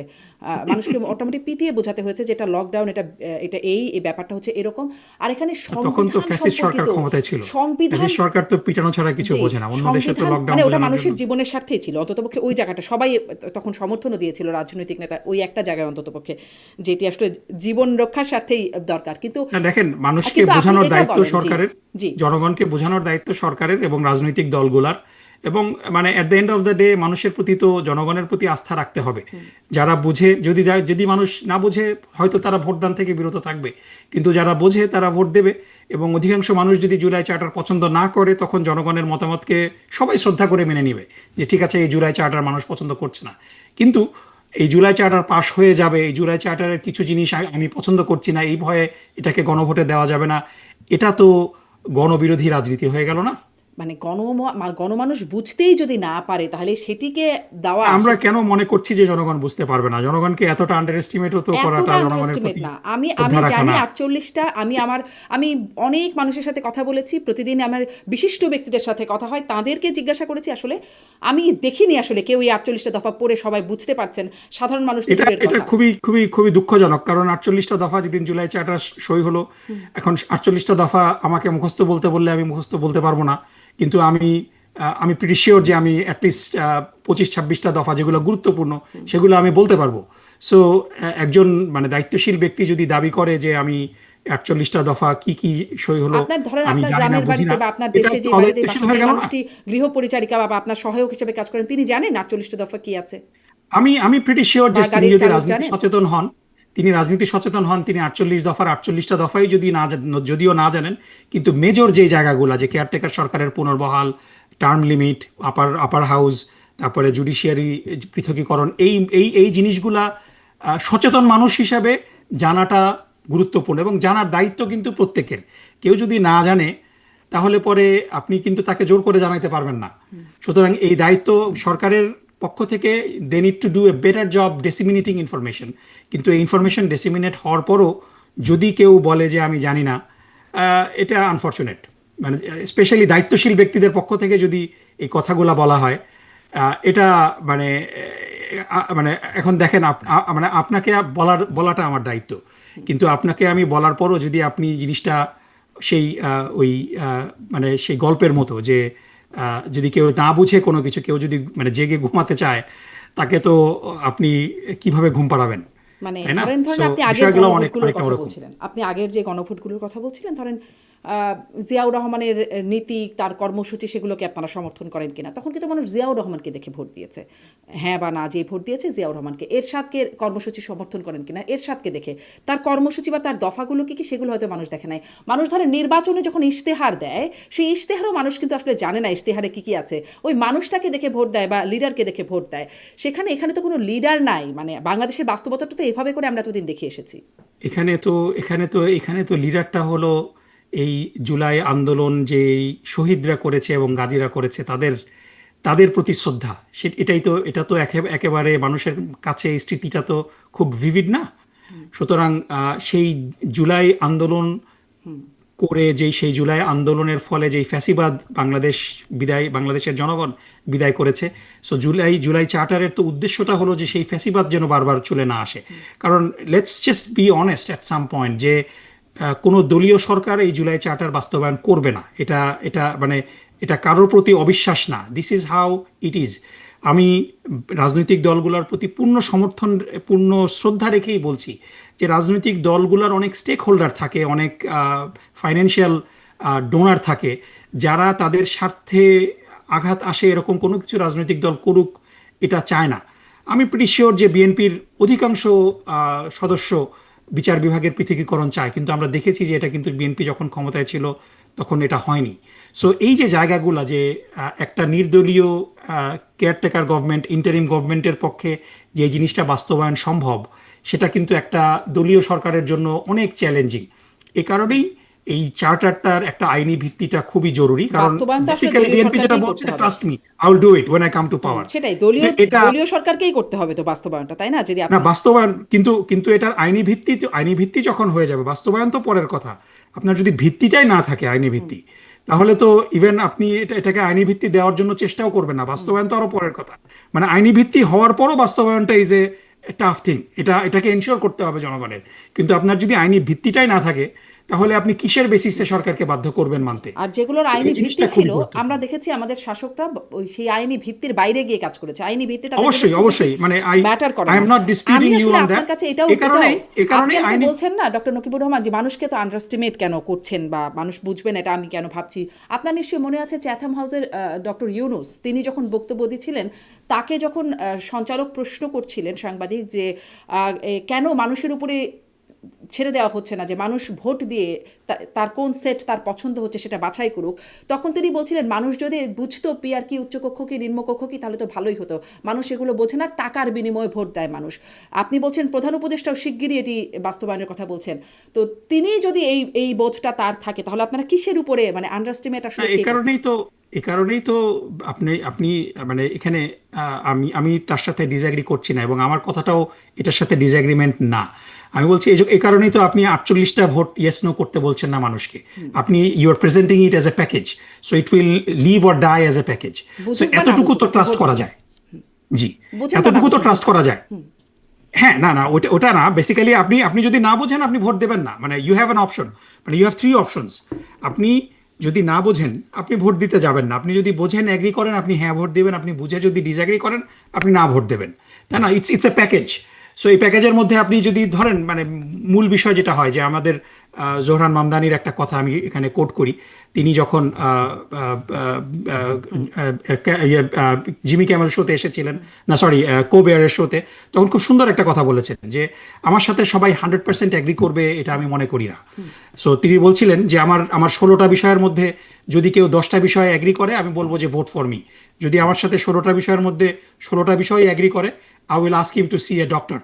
সো বিষয়গুলো কিন্তু এরকম যে 48টা দফার মধ্যে সবাই 48টা দফাতেই এগ্রি করবে এটা কিন্তু না। কিন্তু 48টা দফার মধ্যে যদি কেউ 45টা দফায় এগ্রি করে, 40টা দফায় এগ্রি করে, ইভেন 30টা দফায় এগ্রি করে, অর্ধেকের বেশি এগ্রি করে, আমি মনে করি যে তারা হ্যাঁ তে ভোট দিতে পারে, তাই না? সো সবাই, এটাই তো গণতন্ত্রের সৌন্দর্য। সব বিষয়ে আমি একমত হব না, কিন্তু এতদিন ধরে ঐক্যমত কমিশনে সবাই মিলে একটা জায়গায় এসে পৌঁছিয়েছে। প্রায় 200-র উপরে প্রস্তাব ছিল, সেখান থেকে 48টা বিষয় ন্যারো ডাউন করেছে, এবং 48টার মধ্যেও অনেকের কিছু কিছু জায়গায়, এবং নোট অফ ডিসেন্ট যেগুলোতে দেওয়া হয়েছে, এটা কিন্তু এ কারণেই নোট অফ ডিসেন্ট দেওয়া হয়েছে যে পুরাপুরি কিন্তু ভিন্ন, মানে মানে এটা পুরাপুরি বিরোধিতা না, এটার একটা ভার্সন তারা পছন্দ করে, পুরাটুকু পছন্দ করে না। সো এই তো জায়গাটাতে তো এটাই কি রাজনৈতিক গণতান্ত্রিক দলগুলো, হতো না যে আপনারা ক্ষমতায় গেলে আপনাদের নোট অফ ডিসেন্টটা পালন করবেন না, বাকিটুকু করবেন, আর না না বিএনপি এটা, গেলে বিএনপিটা পালন করবে না, বাকিটুকু করবে? সেটাই কি না এটা, গণতান্ত্রিক হতো না? সো এই যে এই জায়গাটাই তো সমস্যাটা, যে কারণ আমরা ইতিপূর্বে দেখেছি যে রাজনৈতিক দলগুলো যখন ক্ষমতায় যায়, তাদের কিন্তু আহ, আমরা যদি পপুলার ভোট দেখি, কিন্তু 50%-এর উপরে জনপ্রিয়তা নিয়ে কিন্তু আজ পর্যন্ত বাংলাদেশে কেউ মানে যদি মানে সত্যিকার, আমরা যদি রাতের ভোট আর মানে আমি ডামি এবং বাদ দিই। তারপরে সেই একতরফা 2014 সালের ভোটগুলা বাদ দিই, এক মানে আপনার মানে যারা রাষ্ট্র পরিচালনা করে, ইভেন বিএনপি যখন 2/3 মেজরিটি নিয়ে বিএনপি জামাত জোট সরকার 2001 সালে ক্ষমতায় এসেছিল, সেটাও কিন্তু they didn't get 50% or more vote. সুতরাং রাজনৈতিক দলগুলোর উপরে ছেড়ে দিলে পরে রাজনৈতিক দলগুলা এই জুলাই চার্টারকে টোটালি ইগনোর করবে, এই রিস্কটা আছে বলেই তো তাহলে আপনারা গণভোটের। মনে করছেন যে ধরেন বিএনপি যদি ক্ষমতায় যায়, যেটি আসলে অনেকগুলো ধারণায় বা সূচকে বলা হচ্ছে তারা হয়তো ক্ষমতায় যাবে, যদি যায় তারা যেগুলোতে ডিসেন্ট দিয়েছে জুলাই চার্টারের আইনি ভিত্তি হলে সেগুলোও তারা পালন করবেন, এটা নিশ্চয়তা না, হয়ে গেল। কারণ কারণ জুলাই চার্টারের মধ্যে যদি এটা ইনক্লুডেড হয়, ফর এক্সাম্পল মানে একটা একটা জিনিস এইখানে 48টার মধ্যে না যাই, বোথ হাউসের মানে আপনার আপার আপার ক্যামেলের যে পিআর পদ্ধতির কথা বলা হচ্ছে, এটাতে তো বিএনপি অ্যাগ্রি করে না, উইচ ইজ ফাইন, সবাই সব কিছু বিষয়ে অ্যাগ্রি করতে হবে না। কিন্তু জুলাই চার্টার যদি গণভোটে পাশ হয়, তখন বিএনপি এটা মানতে আইনগতভাবে বাধ্য। কিন্তু যদি আমরা বিএনপির উপরে ছেড়ে দেই, বেসিক্যালি আপার ক্যামেলটা হয়তো হবেই না, কিংবা আপার ক্যামেল করলে পরে ইট will B A rubber stamp, যদি এটা যদি মানে নির্বাচিত সদস্যদের সংখ্যানুপাতিক ভিত্তিতে হয়, তাহলে পরে ইট will B just an extension for, it will B A club house for some social elites, এটা দিয়ে কোনো কাজ হবে না। জি। সুতরাং এই বিষয়গুলা আপনি ডিসএগ্রি করতে পারেন, দ্যাটস ওকে, কিন্তু জনগণের ইচ্ছার প্রতিফলন তো আপনাকে করতে হবে। জি, সেটাই আসলে বড় প্রশ্ন, জনগণ না বুঝলে ইচ্ছার প্রতিফলনটা কী হবে? যাই হোক, এখানে অনেক গুবলেট পাকানো বিষয় আছে। আমি একটু এটা মানে জানতে চাই যে মিয়া গোলাম পরোয়ার তিনি বলছেন যে আহ, এই যে 5 দফা দাবি না মানলে যেই মানে 11 তারিখে কর্মসূচির কথা বলছেন, আমার আসলে এটিও প্রশ্ন যে গণভোটের দাবি সহ এই দাবিগুলো, মানে আপনি বলছেন গণতন্ত্রের কথা, আপনাদের দাবি এটি মানতেই হবে, না মানলে আপনারা আঙ্গুল বাঁকা করবেন বা রাজপথে নামবেন। যদি এখন বিএনপি বলে আমরাও এখন রাজপথে নামবো, তাহলে ঢাকার চিত্র আপনারা একভাবে বদলাবেন, বিএনপি একভাবে বদলাবে, মানে ঢাকার মানুষের কি হবে চিত্র যদি এইভাবে বদলাতে থাকেন? না, ডেফিনেটলি বিএনপি, এখন বিষয়টা হলো যে বিএনপিকে তো কেউ নিষেধ করছে না আন্দোলন না করতে। সুতরাং আপনার আন্দোলন করা এটা তো গণতান্ত্রিক অধিকার। আমি আবার প্রথমেই যেটা বলেছিলাম যে আমাদের 5 দফা দাবির মধ্যে, ফর এক্সাম্পল, নিম্নকক্ষে পিআরের দাবি এই ফেব্রুয়ারির নির্বাচনে বাস্তবায়ন সম্ভব না, আমরা জানি। বাট আপনি একটা যদি বিষয়ের ব্যাপারে আপনি কমপ্লিটলি কনভিন্সড থাকেন এবং আপনি মনে করেন যে বাংলাদেশের জন্য এটা ভালো, হ্যাঁ, এটা এই দাবিটা দৃশ্যমান বাস্তবায়নের প্যাথওয়ে এখন নাই, দ্যাট ডাজন্ট মিন যে you will be giving up on your passion. So আপনি তো দাবি করতেই পারেন সেই দাবি, এবং আপনি সেই দাবি আপনার কথা আপনি বলতে পারেন।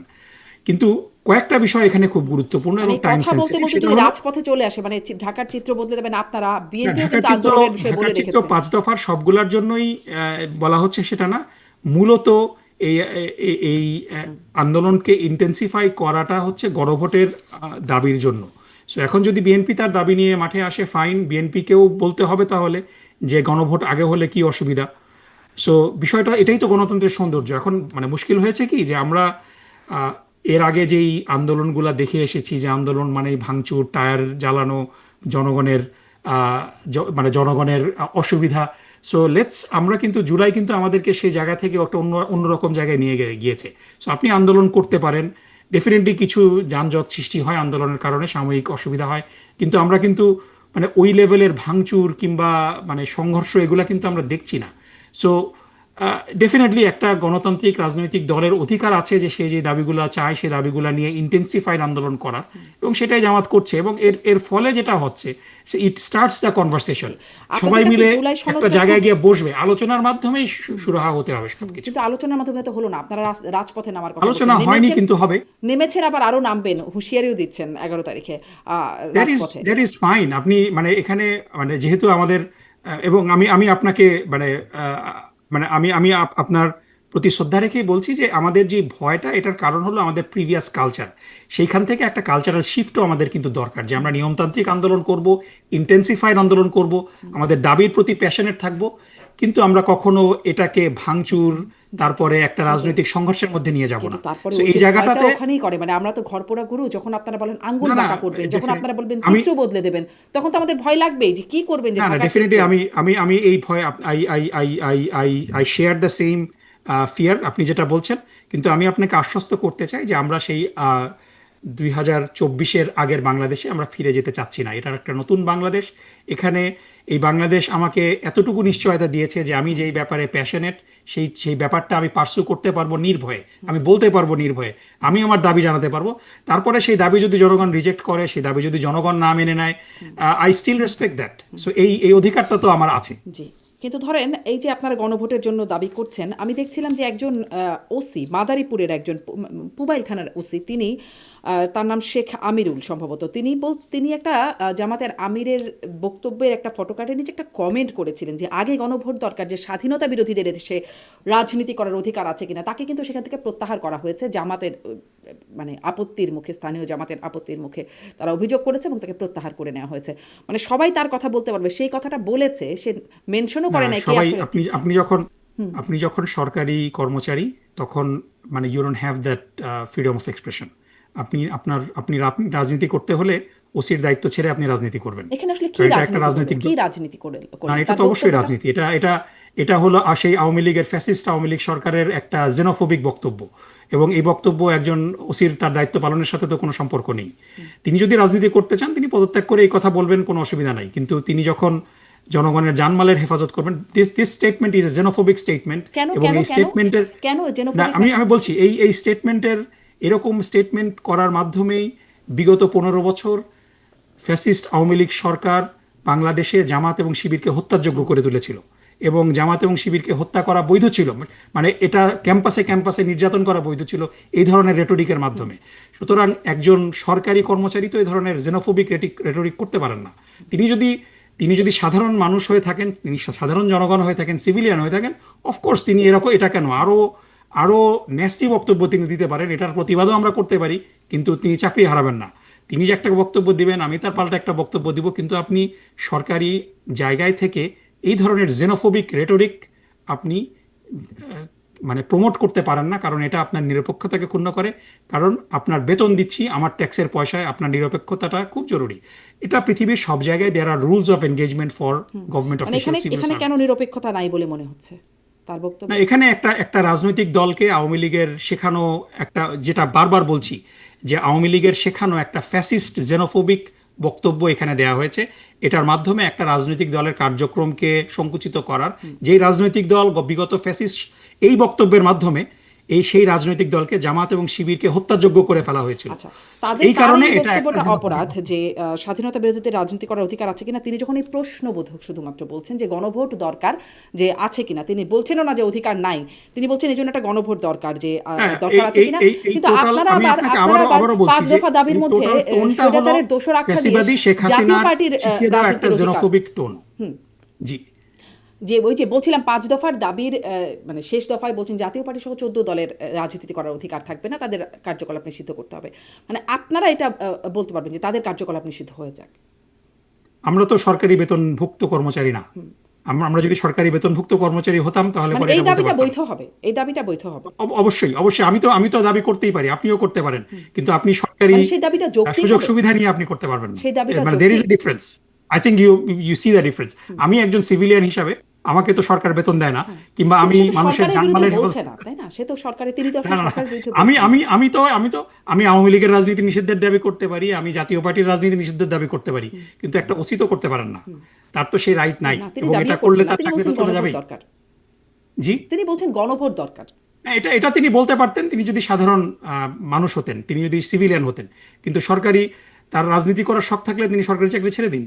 তার তো মানে there is a difference, you আচ্ছা ক্যান নট। আচ্ছা, এখানেই তো নিরপেক্ষতার কোশ্চেন। এরকম কথা তাহলে বলা যাবে না, বুঝলাম। আর আপনারা এখন এটা একটু বলবেন যে জাতীয় পার্টি সহ 14 দলের, আওয়ামী লীগ তো নিষিদ্ধ হয়েছে তাদের কার্যকলাপ, জাতীয় পার্টি সহ 14 দলের রাজনৈতিক কার্যকলাপ না, আপনারা এখানে নিষিদ্ধ চাচ্ছেন। যেটা খুব ইম্পর্টেন্ট বিষয় আমাদের মনে রাখতে হবে যে বাংলাদেশ জাতীয় মানে আমি সবাইকে এই প্রশ্নটা করি যে আপনি দেখেন যে জাতীয় পার্টি একটা বাংলাদেশের প্রেক্ষাপটে দীর্ঘদিন ধরে একটা বড় রাজনৈতিক দল। ইভেন জামাত ইসলামীর থেকেও জাতীয় পার্টির কোট আনকোট জনপ্রিয়তা অনেক বেশি, সিট বেশি পায় দীর্ঘদিন ধরে, অ্যাটলিস্ট 30-40টা সিট তারা সবসময় পেয়ে থাকে। কিন্তু আমি আপনাকে, শারমিন আপা, আপনাকে প্রশ্ন করি যে আপনি তো অনেক মানুষের সাথে আপনার পরিচয় দীর্ঘদিন ধরে, আহ, আপনি কি আপনার জীবনে কোনো জাতীয় পার্টির কর্মী দেখেছেন? মানে আমি আপনাকে খুব সিম্পল প্রশ্ন করলাম। আমি তো দেখেছি, আপনি কারণ আমার সাথে কথা বলতে হয়, আমার না, মানে জাতীয় পার্টির আমার নেতা দেখেছেন আপনি? প্ল্যাটফর্মে রাজনৈতিক নেতা কর্মী আপনি আসে, আপনি জাতীয় পার্টির নেতার কোনো পিছে কর্মী কর্মী দেখেছেন আসে, কিনা? জি, নেতার পিছে কর্মী আসে, এভাবে নেতা দেখেছি। আসে, কিন্তু কর্মী কর্মী দেখেছেন কিনা? মানে এটা অনেস্ট কোশ্চেন, কারণ আমি আপনাকে এই কারণে করছি যে আমি আমি আহ, আসলে সত্যি কথা বলতে, আমি এমনি আমার আমার চলার পথে জাতীয় পার্টির কর্মী দেখিনি, কিন্তু সমর্থক দেখেছি।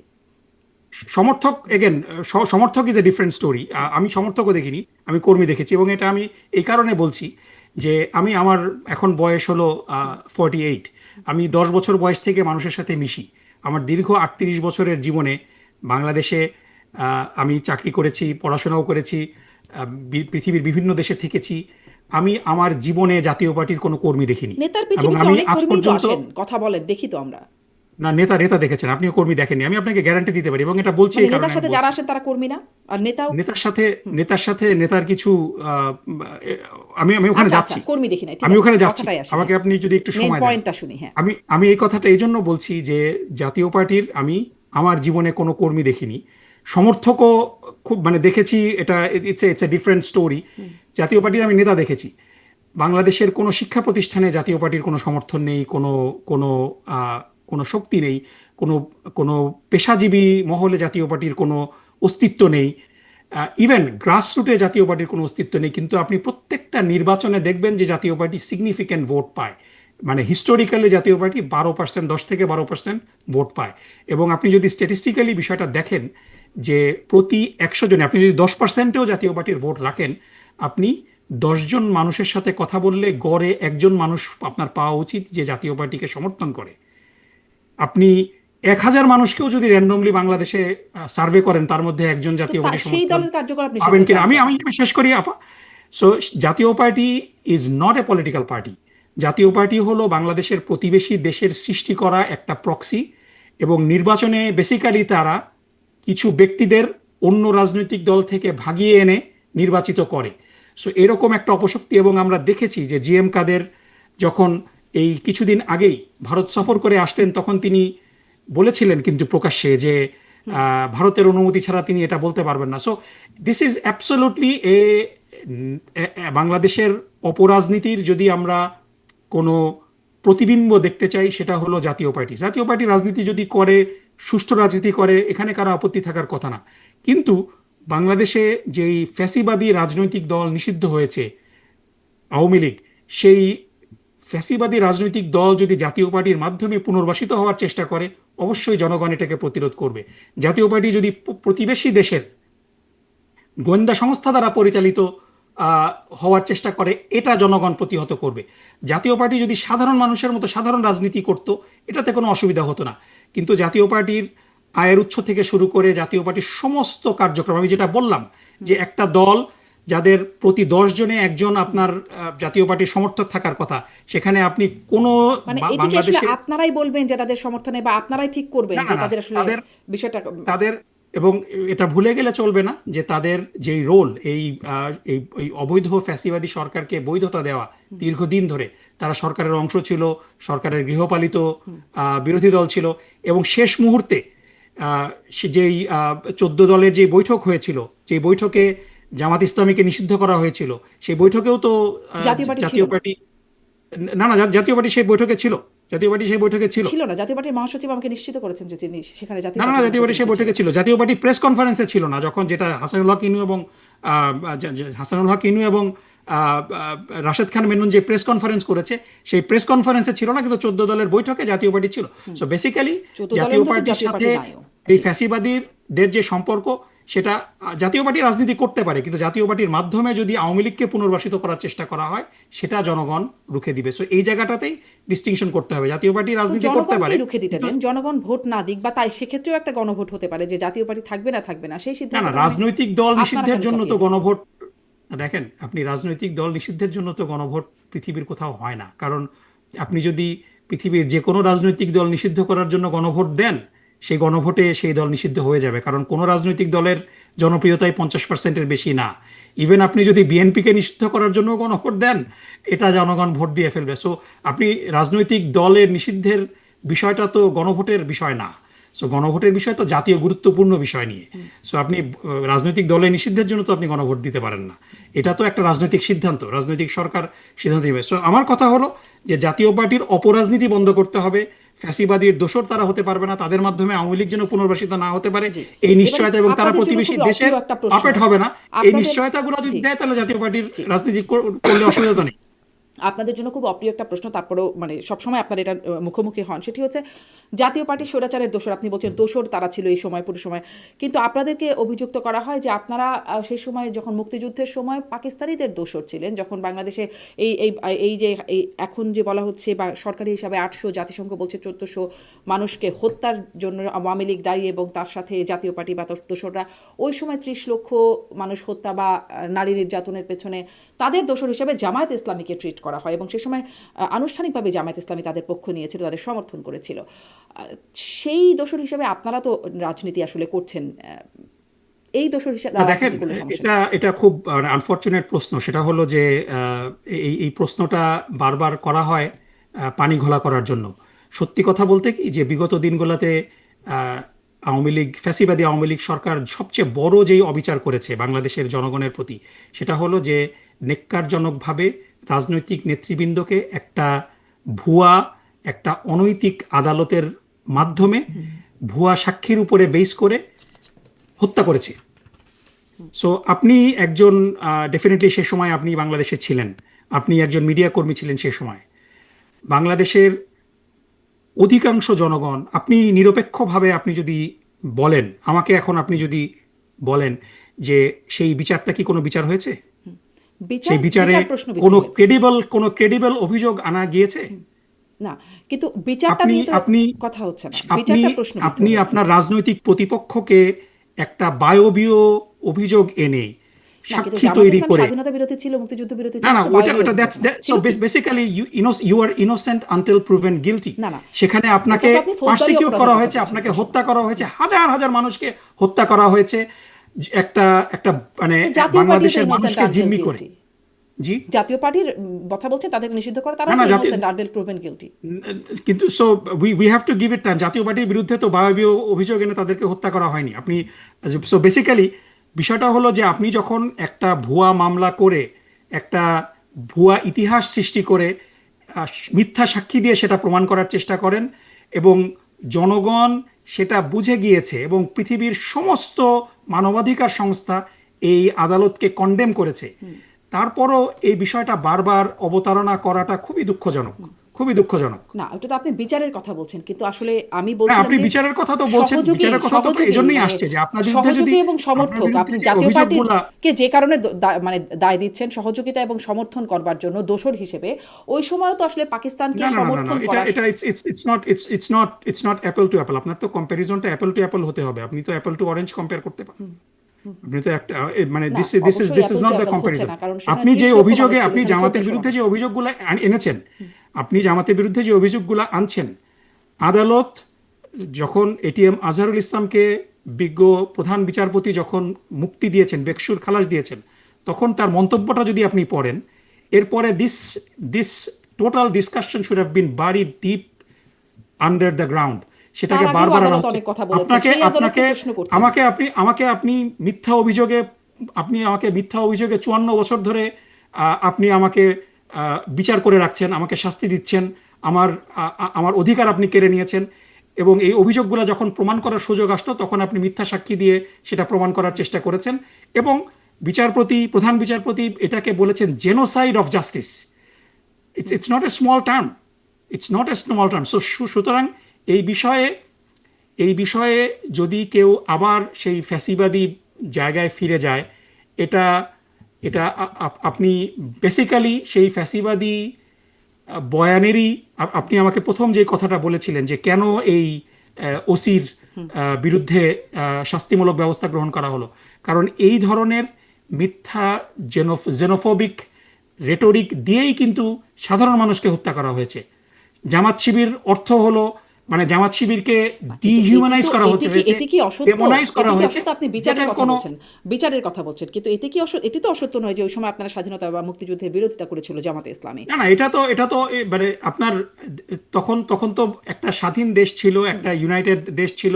আপনি রাজনৈতিকভাবে বাংলাদেশের তখন কত পার্সেন্ট মানুষ, আপনি যদি দেখেন যে কত পার্সেন্ট মানুষ তখন, তো আপনি তো একজন স্বাধীন নাগরিক হিসাবে আপনি তখন একটা স্বাধীন দেশের নাগরিক। আপনি যদি হত্যাকাণ্ডে অপরাধ না করেন, আপনার রাজনৈতিক সিদ্ধান্ত তো ইটস নট এ ক্রাইম। জাতীয় পার্টির যে ক্ষেত্রে যেটা হয়েছে, জাতীয় পার্টি ছিল সেই সমালোচনা করেন না আপনারা, সমর্থক বা সমর্থন, that's a whole different discussion. আপনি এটা নিয়ে আপনি আমাকে আমার ভূমিকা নিয়ে আপনি সমালোচনা করতে পারেন, কিন্তু এটার জন্য তো আপনি আমাকে মেরে ফেলতে পারেন না। আপনি 54 বছর ধরে তো আমাকে ডিহিউম্যানাইজ করতে পারেন না। রাজনীতি মানে জাতীয় পার্টিকে যে অবশ্যই আমি আমার মতামতের জন্য তো মানে আমি জাস্ট এখানে কম্পেয়ার করছি যে জাতীয় পার্টিকে আপনারা এখানে কম্পেয়ারটা মানে ইজ নট প্লজিবল। কারণ জাতীয় পার্টির সমর্থন ছাড়া, জাতীয় পার্টির সহযোগিতা ছাড়া এই ফ্যাসিস্ট সরকারের দীর্ঘ 15 বছর ক্ষমতায় থাকাটা সম্ভব ছিল না। So it's not the same কথা বলা হয় সেই সময় যদি জামাতে ইসলাম না, একই রকম কথা যারা বলে তারা বেসিক্যালি ফ্যাসিবাদের সহযোগী এবং তারা এই বিচারিক হত্যাযজ্ঞকে সমর্থন করেন। সো বেসিক্যালি এই বিচারিক আপনি কি একমত হবেন যে এটা বিচারিক হত্যা ছিল, যে আমাদের যে নেতৃবৃন্দকে হত্যা করা হয়েছে? আমার কথা বলবো না, কিন্তু আপনি বর্তমান আইন উপদেষ্টা তিনি তার একটা আগের বক্তব্য তিনি বলছেন একমাত্র দেলোয়ার হোসেন সাঈদী ছাড়া বাকিরা যারা ছিলেন তারা সবাই যুদ্ধাপরাধের দায়ে এটা তিনি আগে বলেছিলেন এবং তিনি তখন এই ফ্যাসিবাদীদেরই সহযোগী ছিলেন। সো বিষয়টা হলো যে মানে you can not choose and pick, মানে কখন কোন দিকে চলে যায় আর কে যে কখন দোষর কার দোষর হয়ে যাচ্ছে। এই উপদেষ্টা তো বিচারপতি না। সো আমি আই উইল টেক, এবং তার বক্তব্য আগে অনেক কথা বলেছেন, সেগুলো আবার আমলযোগ্য হচ্ছে না। সেই বিচারপতিদেরকে তো পালিয়ে যেতে হয়েছে। তারা তো এদেরও নাকি পালিয়ে যেতে হবে, সেফ এক্সিট খুঁজতে হবে বলছেন এখন যারা আন্দোলন করেছেন তারা। এখন সেফ এক্সিট সবাইকেই আসলে খুঁজতে হচ্ছে। কোন দিকে যে ইতিহাস শেষ পর্যন্ত গড়াবে ডক্টর নকিব, আসলে আমাদের সময় অনেক হয়ে গেছে। বিষয়টা হলো যে সেফ এক্সিট তাদেরই দরকার হয় যারা অন্যায় করে। আপনি যদি অন্যায় না করেন আপনার তো সেফ এক্সিটের দরকার নেই। জি, কিন্তু আসলে বলছেন আপনি যদি অন্যায় করেন জনগণের কাছ থেকে আপনি ভীত হবেন, আপনি পালিয়ে যাবেন। কিন্তু আপনি যদি অন্যায় না করেন আপনাকে অত্যাচার করতে পারে পরবর্তী সরকার এসে, কিন্তু আপনার যদি নৈতিক শক্তি থাকে আপনি সেই অত্যাচারে ইউ উড পারসিভিয়ার। যেইভাবে জামাত ইসলামের উপরে অত্যাচার করা হয়েছে তারা তো পালিয়ে যায় নাই। এ কারণেই জনগণের সহমর্মিতা বাংলাদেশ জামাত ইসলামীর জনগণ পাচ্ছেন। আপনারা শহীদ মীর কাসেম আলী তাকে ফাঁসি দেওয়া হবে এটা জেনেও তিনি বাংলাদেশে ফেরত এসেছেন, কারণ তিনি জানেন যে তিনি নিরপরাধ। তার সেই নৈতিক শক্তি ছিল। আওয়ামী লীগের কোনো নেতা কি সেই নৈতিক শক্তির বলে বলিয়ান হয়ে থাকতে পেরেছে? এবার আপনি যে বিচারপতিদের কথা বলছেন, সেই বিচারপতিরা কেন পালাবে? আওয়ামী লীগের নেতাও আছেন এবং তিনি নাকি এখন জামাতের ব্যাকআপেই আছেন। আমি সাবেক রাষ্ট্রপতি আব্দুল হামিদের কথা বলছি। তিনি গিয়ে আবার ফিরে এসেছেন এবং তার পেছনে জামাতের ব্যাকআপ আছে। আব্দুল হামিদের বিরুদ্ধে তো কোনো হত্যা মামলা হয়নি। আব্দুল হামিদের ব্যাপারে তো আব্দুল হামিদ সরকারের প্রেসিডেন্ট ছিলেন। সেই বিষয় হয়ে গেছে না, সাংবাদিকদের বিরুদ্ধে থেকে শুরু করে এমনকি আওয়ামী লীগ নেতার বাড়িতে যারা কাজ করতো তাদের বিরুদ্ধেও হত্যা মামলা হয়ে গেছে। না, এটা ডেফিনেটলি শারমিন আপা, আমি আপনাকে একেবারে সুস্পষ্টভাবে বলতে চাই যে যদি কারো বিরুদ্ধে মিথ্যা মামলা করা হয়, কেউ যদি নিরপরাধী হয়ে থাকেন তার বিরুদ্ধে মামলা করা হলে আমি সেই মামলার ব্যক্তিগতভাবে নিন্দা করছি। দলীয়ভাবে জামাত ইসলামীর পক্ষ থেকেও এই ব্যাপারে নিন্দা করা হয়েছে যে ডেফিনেটলি যে অপরাধী না তার বিরুদ্ধে যেন মামলা করা না হয়। এখানে আমাদের স্ট্যান্ড পরিষ্কার। আই এগ্রি, আমি আপনার সাথে দ্বিমত করব না যে মানুষের ভোগান্তি হচ্ছে এবং এই ভোগান্তিটা যাতে আমরা লাঘব করতে পারি সেই জন্যও কিন্তু আমরা চেষ্টা করছি। এবং এটাতে মানুষের আসলে খুবই ভোগান্তি হচ্ছে ডক্টর নকিব। ডেফিনেটলি এবং এটা নিয়ে মামলাবাজি চাঁদাবাজি হচ্ছে। এই ব্যাপারে আমি আপনার সাথে কোনো দ্বিমত করব না এবং এটা যারা করছে তাদের বিরুদ্ধে ব্যবস্থা নেওয়ার জন্য জামাত ইসলামের পক্ষ থেকে দাবি জানানো হয়েছে, আমি এখনও দাবি জানাচ্ছি যে যারা সাধারণ মানুষকে, যারা অপরাধের সাথে যুক্ত না, তাদেরকে হয়রানি করছে, এই সরকারকে সেই প্রোটেকশনটা দিতে হবে জি, কিন্তু যে তারা যেন আপনাদের 5 হয়রানির দফা শিকার না দাবির হয়। মধ্যে যেমন ফ্যাসিবাদের সময় তাদের বিচারের দাবি করছেন, কিন্তু এই নিরপরাধ মানুষের নামে বা যেই অপরাধে তার বিচার হচ্ছে না, সেই না, আমরা অপরাধে আমরা না, আমরা সেখানে না, সেই এটা দাবিগুলোর মধ্যে এই দাবিটা আপনাদের নাই আর কি, 5 দফা না, দাবির না, মধ্যে।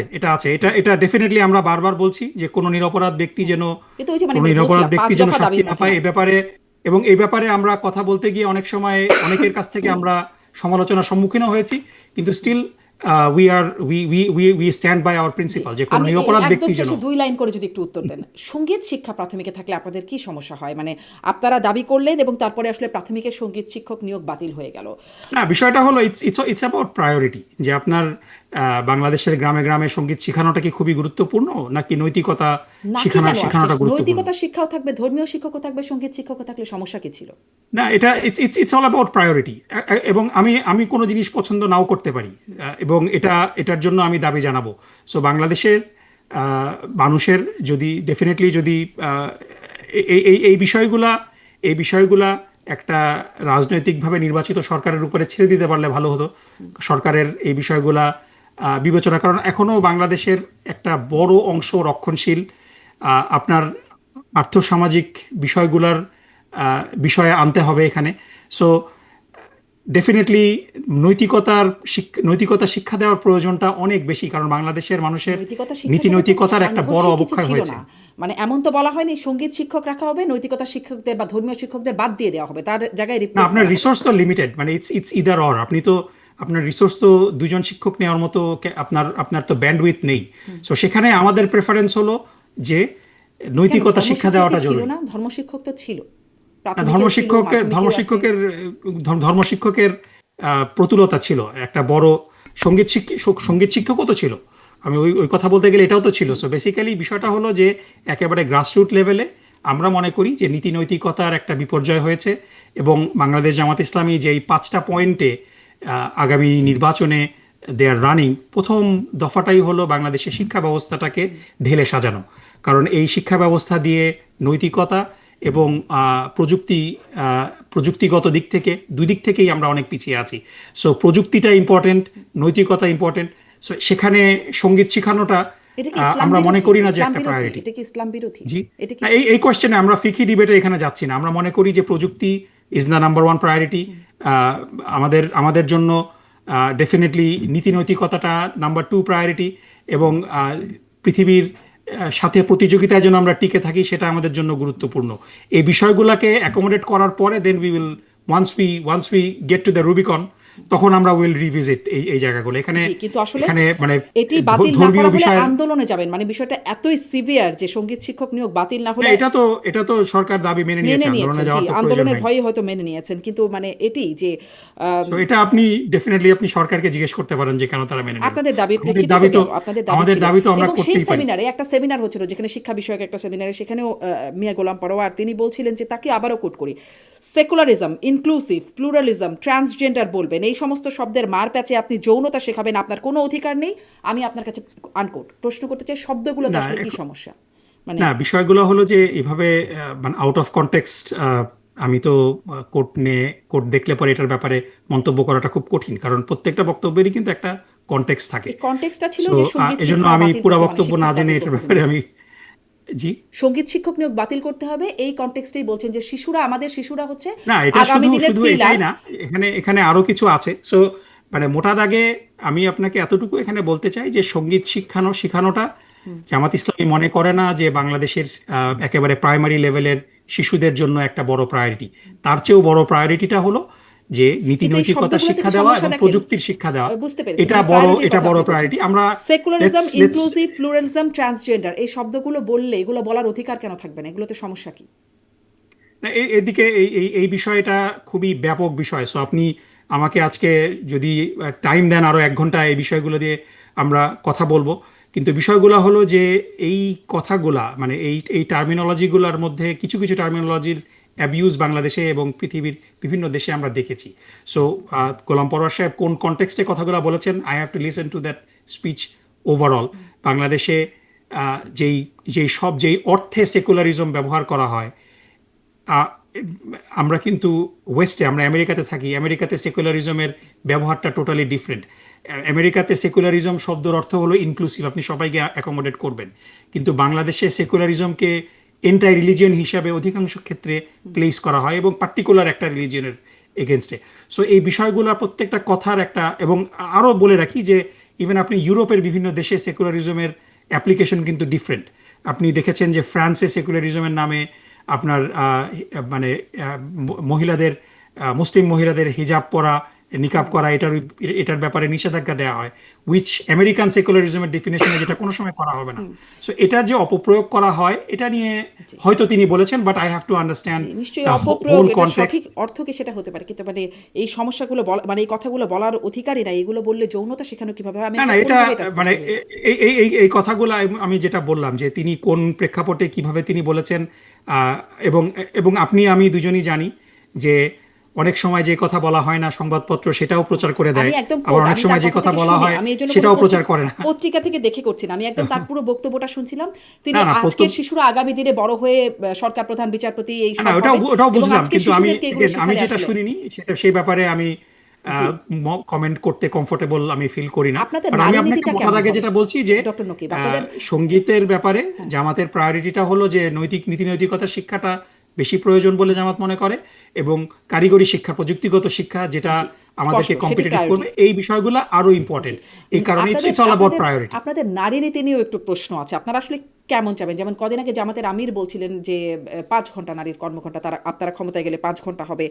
আহ, জামাতের শ্রমিক কল্যাণ ফেডারেশনের কেন্দ্রীয় সহসভাপতি কবির আহমেদ, তাকে একটা টক শোতে বলতে শুনছিলাম যে জামাত ক্ষমতায় গেলে নারীরা শুধু নারীদের সামনে নাচ গান করবে, মানে শুধু নারীদের সামনেই করবে। তাহলে কি আমরা নাটক সিনেমা যা দেখছি তা সেরকম হবে না?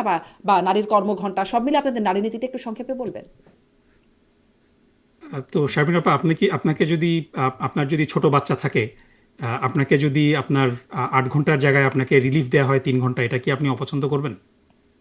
সেটা তো ছোট বাচ্চা থাকলে, কিন্তু নারীর কর্মঘণ্টা, ছোট বাচ্চা থাকলে নারীর তো কর্মঘণ্টা একটা 6 মাসের এখানে একটা একটা প্রবলেমটা সময় থাকে তাদের। এখানেই যে উনি তো এই বক্তব্য, ডক্টর শফিক সাহেব যখন এই বক্তব্যটা দিয়েছেন তিনি তো আমেরিকাতে দিয়েছেন, তাই না? তিনি এই বক্তব্যটা দিয়েছেন নিউ ইয়র্কে, তিনি যখন তার রিসেপশন ছিল, তিনি তো নারীর কর্মঘণ্টা বলেননি। কি মানে বলেছেন? প্রবলেমটা তো এখানেই যে এজন্যই আমি গোলাম পরোয়ার সাহেবের বক্তব্য নিয়ে আমি কথা আমি বলতে রাজি আপনাকে হইনি, যে পাঠিয়ে দিই, বিকজ আপনি পুরোটা শোনেন, কারণ ওই বক্তব্যটা বিকজ আমি পুরোটা বিকজ শুনেছি। না, আমি ওটাই বলছি যে আপনি নারীর কর্মঘণ্টা বলছেন, কিন্তু আমি তো ছিলাম একটু স্পষ্ট যখন করবেন প্লিজ। ডক্টর শফিকুর রহমান সাহেব কথাটা বলেছেন, তিনি এটা বলেছেন যে যেই নারীদের ছোট সন্তান আছে তাদের জন্য একটা রিলিফ দেয়, ইটস এ রিলিফ। এটা নারীর কর্মঘণ্টা কমিয়ে নারীকে ওয়ার্ক ফোর্সে রিলেভেন্ট করা এটা না, ইটস এ বেনিফিট।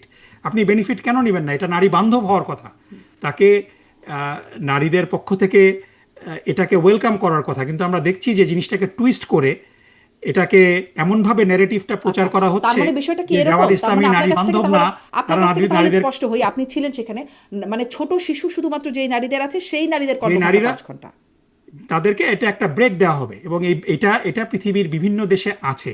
আমি কত ছোট শিশু, আপনার মানে এখান কত ছোট শিশুর জন্য আসলে, এটা শিশুর উই মায়ের ক্যান জন্য? Talk about that. একটা নীতি তো যখন যখন একটা নীতি মানুষের সামনে আনা হবে, যখন এটা ইমপ্লিমেন্ট করা হবে, তখন অবশ্যই আচ্ছা it will be discussed with stakeholders. আচ্ছা আচ্ছা, স্পষ্ট। কিন্তু মোটা দাগে জামাতের যেই পলিসিটা সেটা হলো যে যেই নারীদের শিশু সন্তান আছে, সো এই বয়স সীমা নিয়ে কথা হতে পারে, জি। এটা 2 বছর, 3 বছর, 4 বছর, যেটাই হোক না কেন, এটা নিয়ে আচ্ছা, ডেফিনেটলি তার মানে দেয়ার এটা ক্যান বি এখনো ডিসকাশন। স্পষ্ট হয় না, আপনাদেরও কিন্তু এখনো নীতিতে নিতে প্রিন্সিপালটা বাকি। হলো যে নারীরা অনেক সময়, যেটা আমরা যদি দেখি যে সুইডেনে কিন্তু এটা করা হয়েছে, মানে নারীদের 8 ঘন্টাকে 25% কমিয়ে দেওয়া হয়েছে আনটিল দ্য চাইল্ড টার্নস 8। জি, আপনি এটা বলছেন হলো সেটি ওয়ার্ক আসলে লাইফ ব্যালেন্সের জন্য। আপনারা নীতিটা পরবর্তীতে আলোচনা করে কৌশলটা নেবেন যে কত ছোট না, বাচ্চা।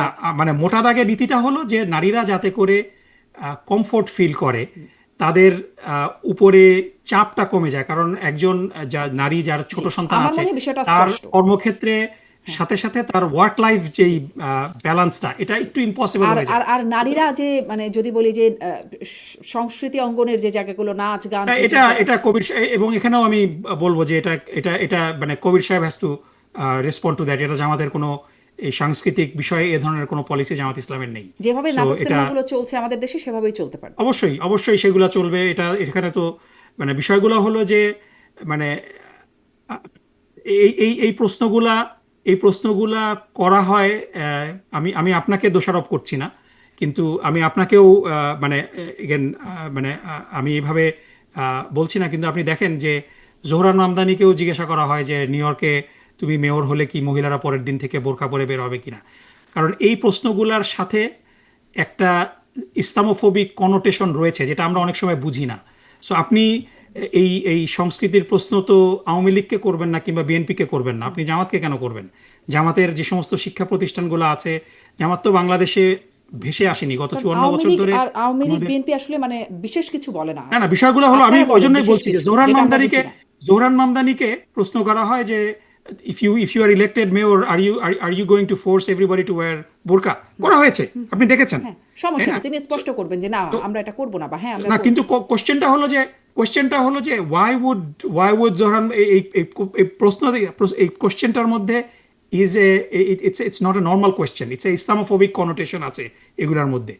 সো সেটাই মানে এই প্রশ্নগুলার কারণ আমরা আসলে বুঝি না অন্তর্নিহিত আপনারা উদ্দেশ্য কেমন হলো শরিয়া যে আইন বাস্তবায়ন করবেন, ইসলামের সাথে আমরা আসলে সেটা জামাত বুঝি না। ইসলামী যেহেতু একটা ইসলামপন্থী দল, ইসলামের সাথে সংস্কৃতি যায় না, ইসলাম একটা ব্যাকওয়ার্ড বিষয়, এই ধরনের কিন্তু একটা আন্ডারলাইং অ্যাজাম্পশন আছে, উইচ ইজ ভেরি প্রবলেমেটিক। আপনারা বোঝাতে পারেন নাই, তাহলে সেটা আমাদেরকে মানে আপনারা শরিয়া আইন কিভাবে জারি করবেন, কোন আইনটা জারি করবেন, কিরকম আপনাদের আইন হবে, আমরা আসলে ঠিক বুঝতে পারি না, তো এই জন্য না প্রশ্ন না, এটা এটা বুঝতে না পারার কারণ হলো যে জামাত ইসলামীকে নিয়ে আপনাদের পড়াশোনা না করা। জামাত ইসলামীর আপনারা যদি দেখেন যে জামাত ইসলামীর লিটারেচার রয়েছে, দেয়ার ইজ অ্যাবান্ডেন্স অফ আমরা আসলে খুব রিডিং। সো পড়াশোনা এগুলো করে কাউকে আপনারা, দিচ্ছি না, আমরা কথা শুনে এভাবেই বোঝার চেষ্টা করি, মানে এটা আমাদের জাতিগত না, বিষয় আমাদেরকে তো বিষয়টা হলো যে হতে পারে। এই যে আপনি আমাকে আজকে ডাকলেন, বিগত 54 বছরে এই 5ই অগস্টের আগে বাংলাদেশ জামাত ইসলামীকে তো মিডিয়া থেকে ব্ল্যাকআউট করে দেওয়া হয়েছিল।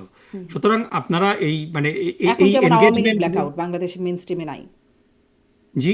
আওয়ামী লীগ যেমন মেইন স্ট্রিমে যেতে পারে না, এখন তাদেরকে ব্ল্যাকআউট করে না, দেওয়া।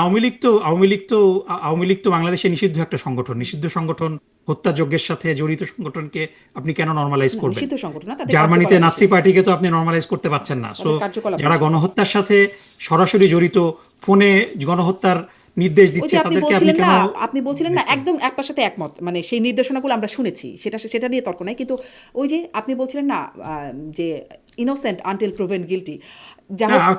কিন্তু দেয়ার আর এভিডেন্স। আপনি আপনি আপনি জি, কোর্টের মাধ্যমে প্রমাণিত হননি, কিন্তু আপনি তো আপনার চোখের সামনে হত্যা হয়েছে, আপনি তো এটা দেখেছেন। জি, সো এরকম দ্য আবার অনেকে অনেক কিছু ট্রায়াল দেখেছে, process is doctor going on. Nakib আসলে সেই বিষয়ে আজকে আর নাই যাই, অনেকে অনেক কিছু দেখেছে, আমি দেখি নাই, আপনি বিষয়টা দেখেছেন। হলো যে এগুলা নর্মালাইজ তো করার কোনো উপায় নাই। লেটস ওয়েট আনটিল দে আর এক্সোনারেটেড। তারা যদি অপরাধ না করে থাকে এবং কোর্টের মাধ্যমে এটা প্রমাণিত হয়, দে উইল কাম তার ব্যাক। আগেই তারা কিন্তু নিষিদ্ধ, তারা, জি, তার তার আগেই আগ তাদের পর্যন্ত কার্যকলাপ অবশ্যই। নিষিদ্ধ। এবং আওয়ামী লীগের কার্যক্রম কিন্তু এই বিচার প্রক্রিয়া পর্যন্তই নিষিদ্ধ হয়েছে। আওয়ামী লীগের নিষিদ্ধটা কিন্তু অ্যাবসলিউট না, এই বিচার প্রক্রিয়া পর্যন্ত।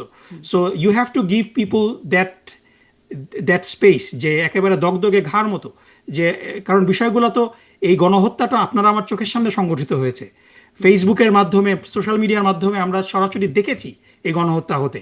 সো এটা তো লুকানো কোনো কিছু না, এটা তো আরেকজন বইয়ে লিখে দিচ্ছে, সেখান থেকে আমরা পড়ছি না। জি, সো এই দগদগে ঘাস শুকানোর আগ সব পর্যন্ত তো আপনি গণহত্যাই আওয়ামী আসলে লীগকে- কারো না কারো চোখের সামনে, ওই কোনো সময় হয়তো আমরা ছিলাম, কোনো সময় আমরা ছিলাম না, কোনো সময় হয়তো থাকবো না, ভবিষ্যতেও যদি হয়। আজকে আর আলোচনা দীর্ঘায়িত না করি, আপনার সাথে কথা বলে ভালো লাগলো, অনেকটা সময় আলোচনা হয়ে গেল, এতটা সময় হওয়ার কথা ছিল না। ডক্টর নকিব, আপনাকে অনেক অনেক ধন্যবাদ, ধন্যবাদ, অনেক শারমিন ধন্যবাদ, আপা। আপনি আমাকে অনেকটা সময় দিলেন। Thank you very much. ধন্যবাদ দর্শক।